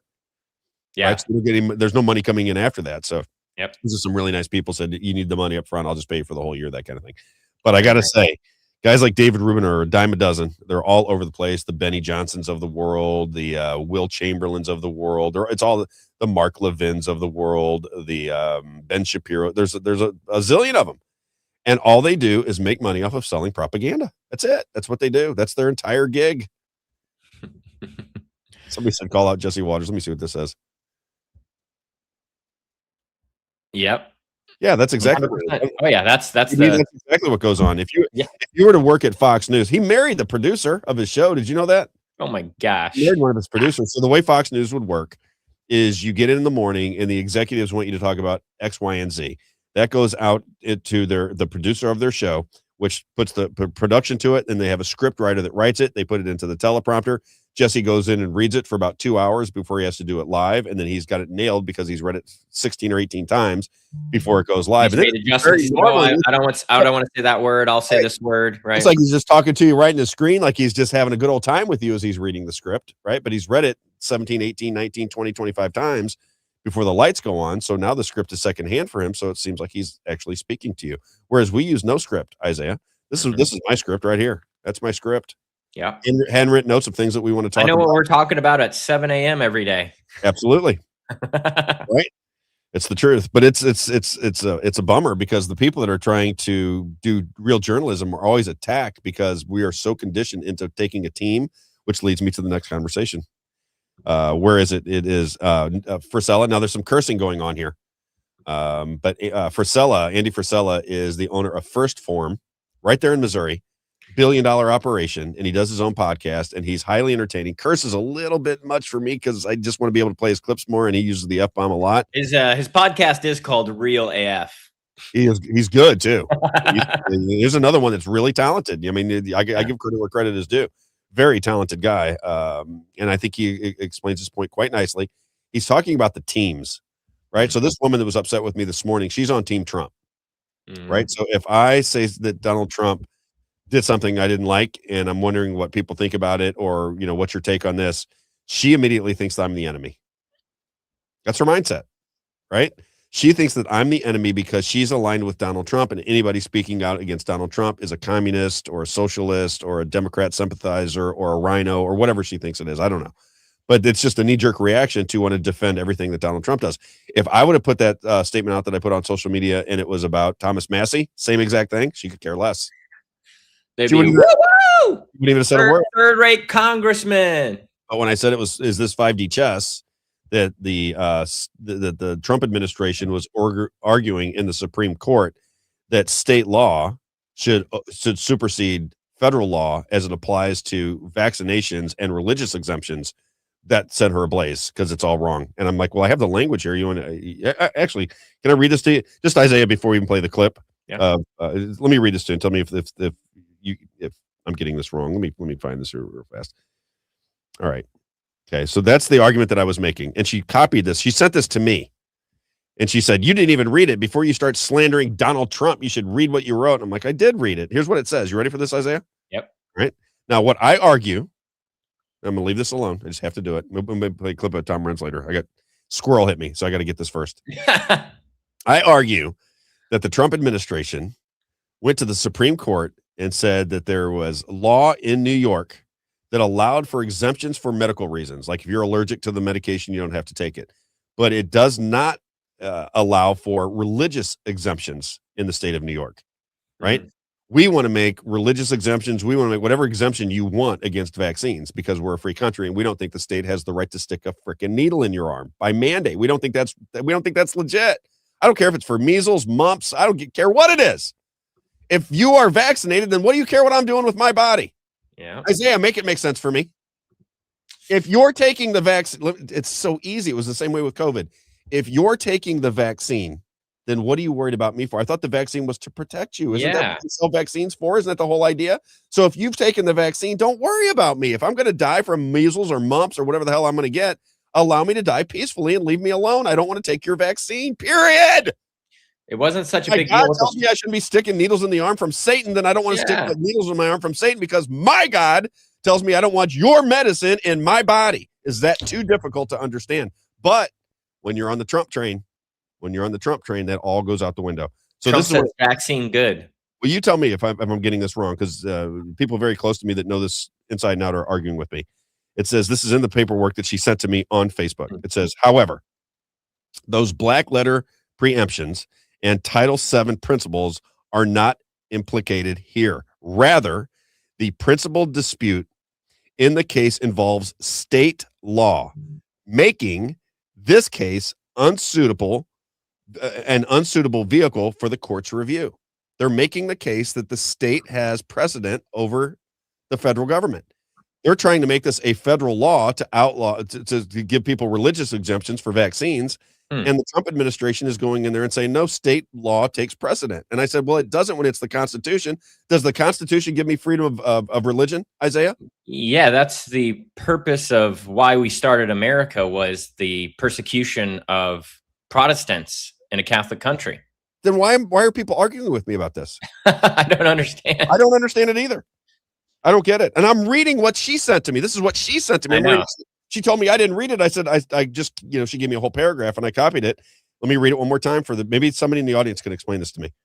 However, those black letter preemption and Title VII principles are not implicated here. Rather, the principal dispute in this case involves state law, making this case an unsuitable vehicle for the court's review. They're trying to get it thrown out of court. The people that were arguing with it said you should have a religious exemption. And they're saying, no, if New York doesn't want you to have a religious exemption, then that's their right. And I say, BS, it's not right. I have a religious liberty. I have the First Amendment, and I can stand on that if I don't want to get a needle put in my arm, and I should be able to stand on it. And the Trump administration should be fighting for it to be a federal law that says I do not have to stick a needle in my arm by mandate. Yep. I'll calm down. Just aggravates me. And if I'm reading getting it wrong, yeah. If I'm getting it wrong, I don't know what I'm reading wrong because I'm reading exactly what she sent me and what I read earlier. I read the case. So her argument is that Title VII doesn't it doesn't count here. Is that what she's saying? Well, here we'll play Renz here in just a minute. Okay, we'll play what Tom Renz had to say, but I got to get Andy Frisell in because the one thing that I was talking about when I brought her up, and she's a nice lady. I think she she doesn't like me because I'm not a Trump sycophant, but it is what it is. Andy Frisella hits it right on the head. If you get caught up, and George Carlin used to talk about it as well, Isaiah, when you put yourself into a group and it's when you put yourself into a group and you have to walk in lockstep with a particular group, no matter whether they're right or wrong, and your only defense is that's what my group believes. My group believes Donald Trump is the greatest. I'm a MAGA person. He is the greatest president in the world. He would never do anything nefarious. He's always doing the right thing. He's always playing 5D chess. He never gets anything wrong. He's the most perfect human being that has ever lived, the greatest politician and the greatest president and the biggest defender of Israel the world has ever known. I absolutely love Donald Trump. I got the hat and I got the posters to prove it. If that's where you're coming from, I'm not on your team. That's all. You don't have to be mad at me. I'm just not on your team. I'm on the team of I'm the government. Robb's the government, and I want Donald Trump to follow the Constitution. Isaiah's the government, and I want Donald Trump to follow the Constitution. You listening to the show today, you're the government. Donald Trump is supposed to be protecting the Constitution. And when he doesn't do that, and I disagree with that, if they're saying that state law supersedes federal law when it comes to religious exemptions from their COVID vaccines that Donald Trump sold like a used car salesman, I watched it firsthand. All right, then I disagree. How hard is that? I disagree with you. It doesn't make me doesn't mean she said my organization's going to fall apart. I can't believe I ever supported People's Lobby of Missouri. She goes on and on and on and on. Is what I say to that. Yep. Okay. All right, let's do Andy Frisella talking about teams. This is where we get into a problem. We can't think for ourselves, but we're a part of a team. We get ourselves in a bad situation. Andy Frisella, check it out. Problem with our government is that they look at it like it's fucking teams. It's not teams. These are individuals from local areas that are designed to represent those areas and vote for the interest of the people in those areas. And voting with the party consensus every single time is not that. That is cult behavior. That is mindless behavior. If anybody thinks that anybody should be voting along party lines 100% of the time, you're literally a fucking moron. I love how he says that. But he's right. Is he not right?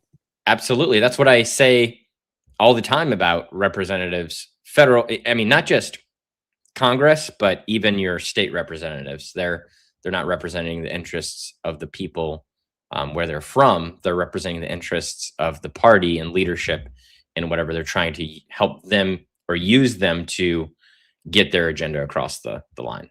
Mm-hmm. So it's very interesting. I thought that the states couldn't have a law that contradicts the federal law. Well, now when it comes to the Constitution, like you can say you can make laws for your state that are constitutionally sound that you might not like, but as I understand it, the federal Constitution supersedes state constitution when it comes to our Constitution. Rights. Yeah, you can't make a law. So you can't make a law, for example, that would limit someone's free speech. And so for example, sometimes a city hall will have a policy or a library will have a policy that says you can't film in there, right? Mm-hmm. But you can film in there because the federal law supersedes their policy. And then these local cities and states, they're not able to make any laws. And if they do, the Supreme Court will rule them unconstitutional, like you're saying. And that's why I don't understand this, because I thought that Title VII protects discrimination, not just from religious, but race and all kinds of other disabilities, right? The way I understand it. Yeah. So that's here's what we're I'm living just in. confused by that, you know? This is so again, this lady from Russia that used to come on my show, I bring her up all the time. We were talking about it one time, and I said, I think we're under fascism. She said, Rob, fascism, communism, who cares? It's all authoritative. Yeah. It's authoritarianism. Doesn't really, you call it whatever you want. And I said, but it's more fascism, right? Because we're basically letting the corporations run our government. That's what fascism is. That's what we're in. We're in corporatism, fascism, whatever you want to call it. But they keep saying, beware of communism. I'm like, well, fascism and communism are just brother and sister. It just means that somebody outside of the people are running their government, and they're doing it for reasons that you don't understand, and they're going to suppress your rights, and they're going to subject you if you allow it to happen. What's the difference? And Chris Kroll says most wouldn't recognize actual fascism if it was mandated under their kids' arms because murder. I like that. Murder NRA. I like that. Yeah. And he's right. Yeah. She, I don't know. Chris, I could go either way, but it's amazing what is happening in our country. I'm gonna create a lot of problems for myself, Isaiah, but I just do not see it in this Donald Trump. What can we do? I just can't. I don't see it that way. And I offer. I don't know if I can be any more fair than this. I offer 3. I'll do a 3-person panel. We'll have my face and Isaiah on one side. You can be 3 on the other side of our show, and you can come in and we can talk about Donald Trump. I'll bring up the subjects that are important to me, and you can tell me where I'm getting them wrong. You can tell me how brilliant it was for Donald Trump to shut down society and put masks on our kids' faces and make us stand on dots and make sure that we were sold vaccinations in the COVID era. You can tell me how wonderful that was. Okay, and I'll we can hash it out. I was the whole ride from the first time COVID was mentioned in China till it was mentioned in the United States, till it was mentioned every single day on every single network and stuck into your arm, and the mask and the stickers. I was along for the whole ride, and I remember it like it was yesterday. I don't give up on it. And Donald Trump, the biggest cheerleader for vaccinations of anybody in the history of the planet. Nobody sold those mRNA vaccines harder, genetic therapies, if you will, than Donald Trump. Nobody sold them more than Donald Trump. 0 people on planet Earth sold more vaccines than Donald Trump. And you have to come to that realization, and you have to accept that as fact. Just because he didn't mandate it didn't mean the corporations didn't mandate it, which he's in bed with. You don't see that? How can people not see it is what I'd like to know. How can you not see that? I mean, what do you think he was over in China with all the tech bros for? Donald Trump is he's the right arm of the big corporations. Why do you think he always talks about Wall Street? What do you think they're making money on Wall Street with? Corporate money. He works for the corporations. He is the corporate leader. That's what he does. Whether you like it or don't like it, that's who he is. That's who he cares about. That's what he sells to you every day. And those big corporations had his ear when they were selling you the mRNA vaccines, period. End of sentence. Mm-hmm. It's the wrong one. All right. Hey, it worked though. It worked good enough. It worked. Yeah, I think we just need to go through, Agenda 47, right? Yes. Agenda 47. And so I think if we just go through Agenda 47 and we hit every issue and we talk about that, what has he done about immigration? What has he done for the economy? What was he promising, And what's the promises and what are we? You actually could go over, but see, they think it's coming tomorrow. Yeah, it's we're always only 2 years in. Always down. You panicking. You're panicking. Tomorrow, right? That's right. Tomorrow, the sun will come out tomorrow, Rob. The sun will come out tomorrow. Bet your bottom dollar that tomorrow Fauci will be in jail. So will John Brennan, and so will the Clintons. They're all going down. It's a military operation. It's right around the corner. It's only going to take 10, 15, 20, 30, 40, 50 years. Might not happen in your lifetime, but it is going to happen, Rob. Okay. It's coming as fast as Iran's nuclear weapon. And people think this is bashing Trump. I know. I don't think it's bashing Trump. This is the reality of the day. This is what's happening. Mm-hmm. This is not bashing anybody. I'm still rooting for Donald Trump. I'm hoping there's a miracle. I'm willing to accept that it's possible. I just don't know where your evidence is at. That's all. Yep. And by the way, your executive orders, I don't care about your executive orders. They don't mean anything. Executive orders are not law. All they got to do is combat them in the states, and then it gets held up in the courts for 75,000 freaking years, and nothing ever happens. I was so surprised at how many executive orders. You wouldn't even want executive orders to be that powerful, would you? Would you want Biden writing 75 executive orders about how you have to wear 17 masks out on your face when you when you went to the beach because that's now his new law? Of course not. You want legislation. Donald Trump is supposed to be passing legislation to fix this broken system that we live in, not cuddling up to it on a continual basis and spreading corporate propaganda, which is all he does. It's it. He's basically a corporate salesman. It's sickening. Anyway, I'm still rooting for him, Isaiah. I know, but I'm just being honest. All right, clip number 7. This is what started the COVID conversation this morning. So it's clip number 7. This is Tom Renz. Tom Renz is an attorney, right? So he is an attorney. This is what he says the Donald Trump administration just did to crush the Maha movement. Check it out. Look at this case, and you look at what's happening with it. Our DOJ, and this is actually for real, our DOJ actually came in and they argued that the Supreme Court should not take this case. The question, whether a state law that allows for reasonable accommodation short of complete religious exemption is consistent with the Civil Rights Act Title VII and can be the basis of an employer's undue hardship defense. They argued that a reasonable accommodation short of a full and complete religious exemption is okay.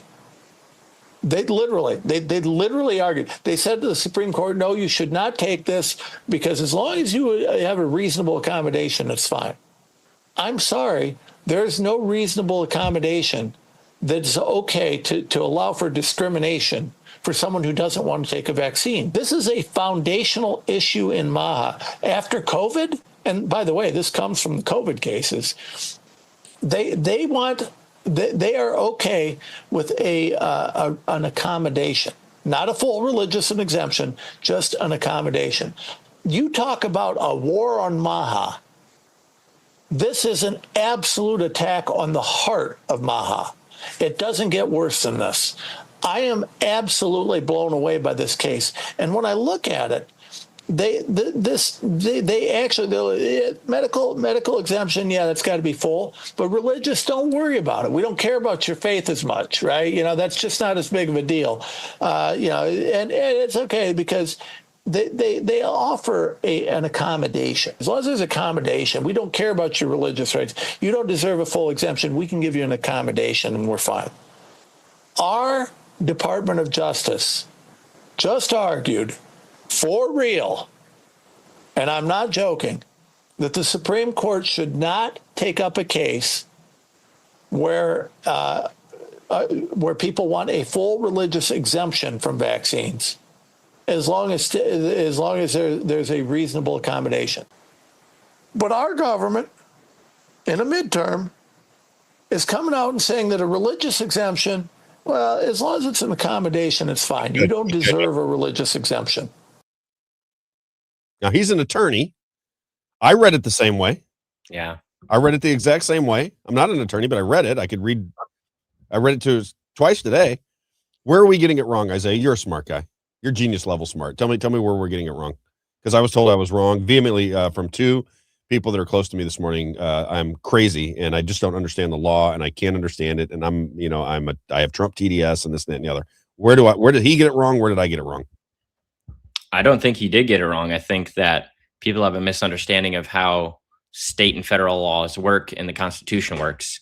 I think that people have a complete misunderstanding just of how the Constitution supersedes a lot of local and state laws, because I know that for a fact with free speech, people think that you have to get permission to be recorded out in public. I mean, many people think that, Rob, still to this day. And that's just not true at all. And so I think people just have a misunderstanding of constitutional law and how much power it actually has in the United States, superseding your state, superseding your city or your county. People don't. I guess I would ask, because I'm with you 100%. I guess I would ask my Donald Trump supporters, do you think it should be a federal law that you can get an exemption from vaccines because on religious beliefs? Do you believe that should be a law? Yeah. Well, then what are we arguing about? Yeah, exactly. Right. That's what I don't understand, Rob, is that is the point of America. Why did the first settlers come over? Is because of religious persecution. You know how my wife got out of getting that thing? A religious exemption. Religious exemption. Yeah, that's this how most people got out of it. This is one of the reasons I praise Grace Church. I go to Grace Church one day. Ron Tucker, who was speaking that day, he said, if you do not want to get the vaccines, you need to do it in a legal fashion. We have those forms on our website. All you got to do is download that form, sign your name to it, send it to your employer. That is the legal way to get a religious exemption. I sent it to my wife. Now, you got to remember, when this is going on, the reason this is so personal to me is because my wife is a nurse, right? And the turmoil that her and I went through at the very beginning of our marriage because of this was just ridiculous. My wife was in panic that she was going to have to get the vaccine. She didn't want to get it. And then she was also panicked that if she didn't get the vaccine, she was going to lose her job, and she loves being a nurse. It created an enormous amount of stress on our family and my marriage for nothing. She should never have to worry about it. If she doesn't want to get a freaking vaccination for COVID, then she should. The whole thing was insane, right? So I want a federal law that says if I need a religious exemption, a medical exemption, whatever kind of exemption I want, so that the federal government can't stick or the states for that matter, can stick a needle with some concoction in my arm, then I want it. And you should want it. Everybody with a functioning brain should want it. Mm-hmm. I want to read this one. If they can, basically walk all over the Constitution for medical or religious matters, then what's to say that they can't say that all white people need to be, it's the white people's fault, or something like that, right? Because that's one of the Title VII protections is race. And if you just if you're saying, hey, this doesn't matter, then race doesn't matter. Gender doesn't matter anymore. We can discriminate against people for being women or men, doesn't matter. That's what that would mean. You know what I'm saying, Rob? That's what that, and people don't think about what it means when you say that Title VII doesn't apply here. But okay, if that doesn't apply, then you just throw the whole thing out, basically. Well, I'm unreaded because I'm simple. Yeah. I'm very simple. right? Rather, I'm going to read, this is what the lady sent to me on social media this morning, who called me a liar and a pawn, and I was going to destroy People's Lobby Missouri. She did not want to be a part of it. What was the other one? I was a shill now. Was I a paid shill? She was kind of asking that question. Rhetorical, I guess. Qatar got to you. So what she sent me, she's got green lines around it too. So she put the green lines around it. So I'm reading what she sent to me. Rather, the principal dispute in this case involves state law, making this case an unsuitable vehicle for the court's review. I don't know if I don't need to read anything else. My interpretation was exactly that. They were fighting to allow the state law to supersede federal law as it lies to religious exemptions in the state of New York. That's what the fight was about. Yeah. And the Trump administration said, yeah, this is the state. We're going to allow this in the state. We should allow this in the states. You shouldn't even take it up. And I say that it's a constitutional right in my First Amendment to have religious liberty. And if I don't want to get a needle stuck in my arm because my God tells me I don't want to need needles from the government in my arm, then I should be able to express my First Amendment right not to get a needle in my arm. I mean, and I would think most Trump supporters would agree with that, but not when Trump says no one, if you're negative towards his administration, then we should get needles in our arm and wear masks and stand on dots and bubble wrap and football helmets and flippers. 6 feet away. 6 feet away. Of course, it's going to save everybody's life. Yep. Speaking of that, because we're arguing about it, Glenn Greenwald, clip number 12. Yes. I'll say so. This is Glenn Greenwald. We got to wrap up soon, just because we got to go open the office soon. Just FYI. Okay. I'll get. Can I get two more in? Let me get two more.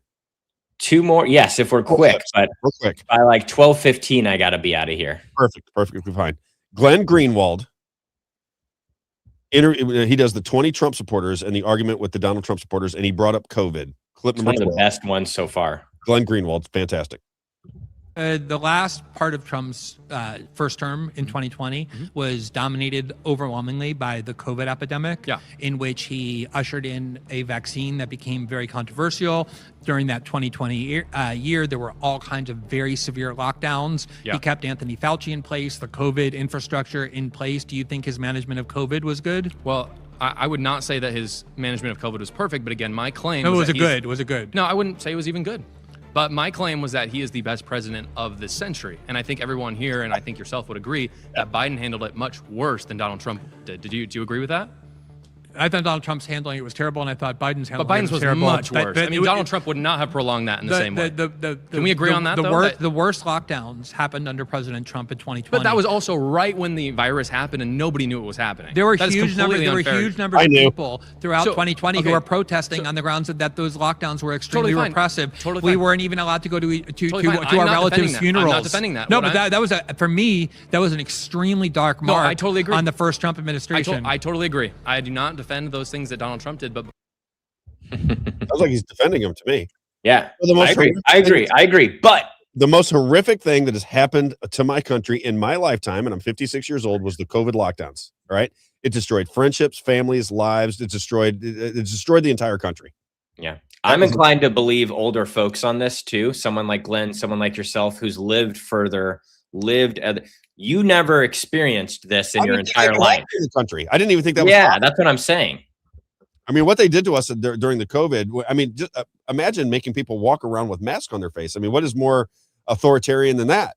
You're going to make people walk around in public with a mask up to their eyes and all over their face. And you think that that's okay? You think that the president of the United States has the authority to lock down society and make you stay in your house? Because that's what Donald Trump did, not once, but twice. And he still hasn't answered for it. I was at a rally where they were screaming, "Fire Fauci, fire Fauci, fire Fauci," so loud that you couldn't hear Donald Trump. He backed away from the podium. He listens to what they're saying. He comes back and he says, "I'll take that into consideration." And then he did this. Yeah.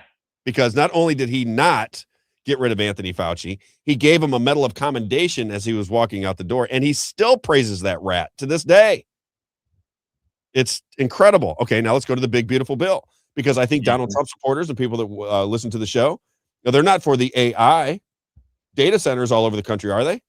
And didn't we fight back when I was on the radio show? Didn't I fight day in and day out saying, hey, wait a minute, they're going to take a federal law and they're going to make it so that you can't regulate AI within the states? Didn't I say that? And we argued about it over and over and over and over and over and over and over. And everybody agreed with me. And then Donald Trump put it in the big, beautiful bill. Did you know that? You didn't know that, did you? Donald Trump is the reason we got these AI data centers. It's Donald Trump's administration because he sold that big, beautiful bill day in and day out and day in and day out. Big, beautiful bill. Big, beautiful bill. It was always the big, beautiful bill. Well, right tucked inside of that big, beautiful bill, if you don't mind, is clip number 3. It's just we can pull it up there on the screen. This is the language inside of the big, beautiful bill. And you know who passed this? The worst congressman ever in the history of the world, Thomas Massey. Oh, third-rate congressman. Third-rate Congressman Thomas Massey is the one that brought it to your attention, as he did the Smith Modernization Act, as he did Failure Theater, as all the things that he told you that were true made him the worst congressman in history. Oh, and he wanted the Epstein files to be read. Oh my God, what a terrible human being. Worst congressman ever. There's the language in the big, beautiful bill. Beautiful bill contains a provision banning state and local governments from regulating AI. It's worse than you think. It would make it easier for corporations to get zoning variances, so massive AI data centers could be built in close proximity to residential areas. Can you read the purple there?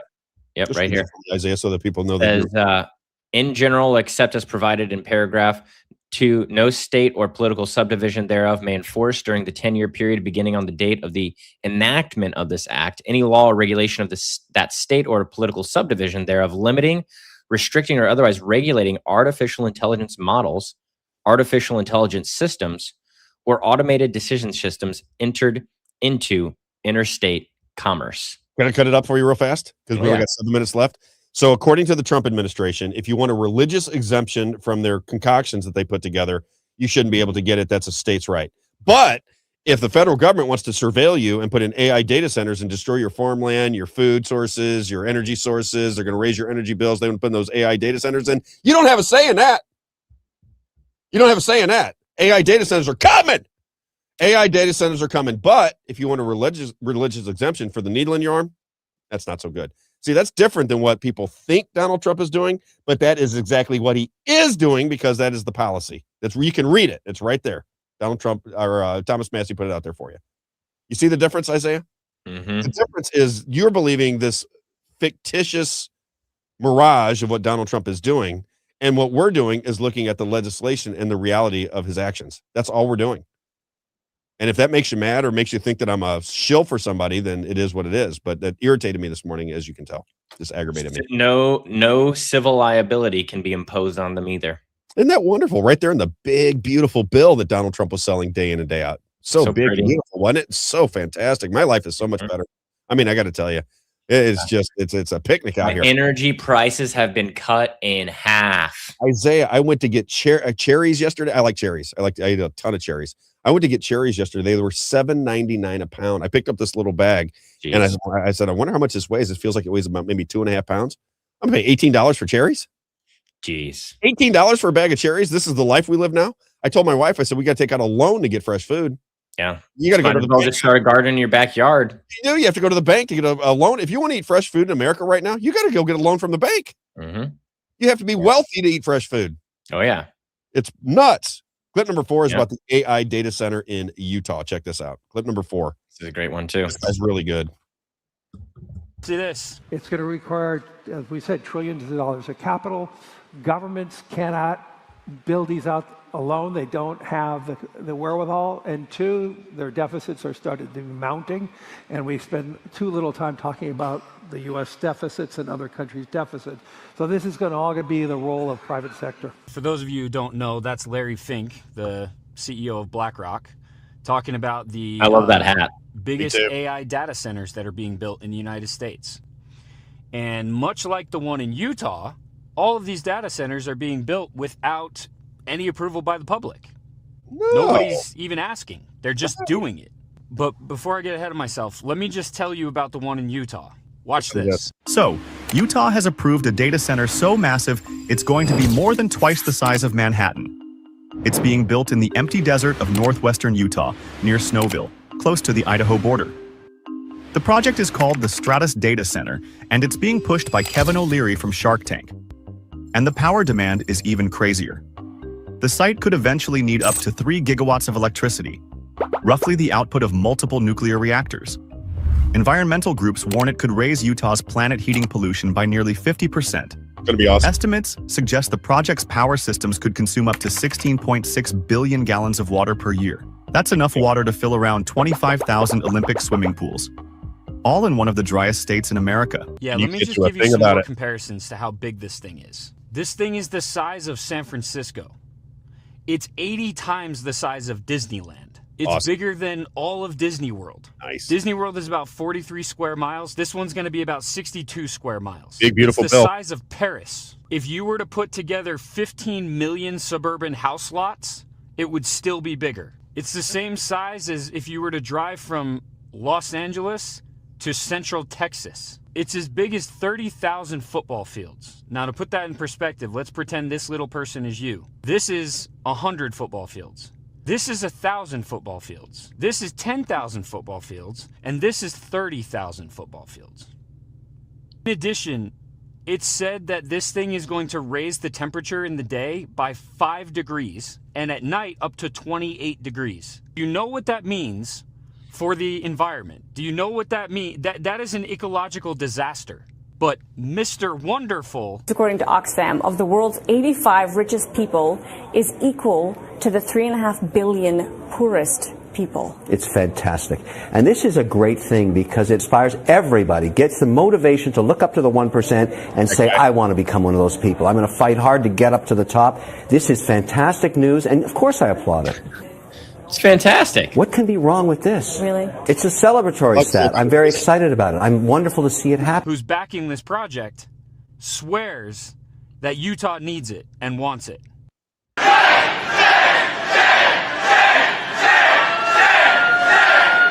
For hell's sakes, grow up.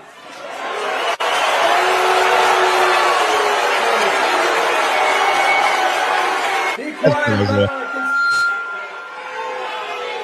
Can you be quiet and let our citizens hear what needs to be said? It looks like Franklin County data center meetings. It's like all over the country. It looks Yeah, like all over everywhere. the country. And the reason it's getting shoved down people's throats is exactly what we just described. The language in the big, beautiful bill does not allow you to regulate anything that goes on with AI, not the building of it, but the regulation of it. So when this is up and running, which it's going to be, when it's up and running, the states have no say-so in it. The federal government will consolidate power around AI. And isn't that going to be wonderful, Isaiah? What I want to do as a Trump supporter is make sure that whoever the next president is, I hope it's Gavin Newsom or somebody like that, just so we can all kind of feel what that looks like, because it's going to be so fantastic if Gavin Newsom is president. Don't you think, Isaiah? I think it'd be great if Gavin Newsom is president. And then he's going to have full control of AI for like 6 or 7 years. I mean, it's going to be great for everybody. Don't you see how wonderful it's going to be? Yeah. Unbelievable to me. And it's right in the big, California. I mean, California is just the party. best, the best state in the world, right? I mean, the whole country, everyone economically wants to be like California, right? Yes. We all want our streets paved with homeless drug addicts, just like California. Last thing before we go. New contributor to the show, if you will, is called Simploy, Simploy. So for my small businesses out there, this is a payroll service that is aligned with the Rob Carter Show.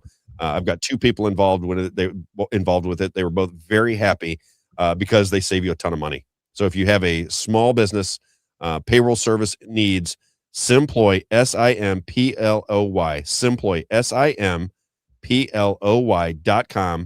Simploy.com/Rob with 2 B's. Just a conversation with them. If you have a small to medium sized business and you have a payroll service, these guys are fantastic. They're based in Missouri. You'll love them. Like I said, I have 2 people that I've brought into the equation. Both of them have done it, and both of them have saved themselves a lot of money. And that's all we got for you, Isaiah. That's I'm a it. minute over. Have a That's great day. We'll see you tomorrow morning at 9 a.m. We're going to talk about some veteran stuff tomorrow. That should be interesting. We'll see you tomorrow morning at 9 a.m. on the Rob Carter Show. Have a great day, everybody. See you guys.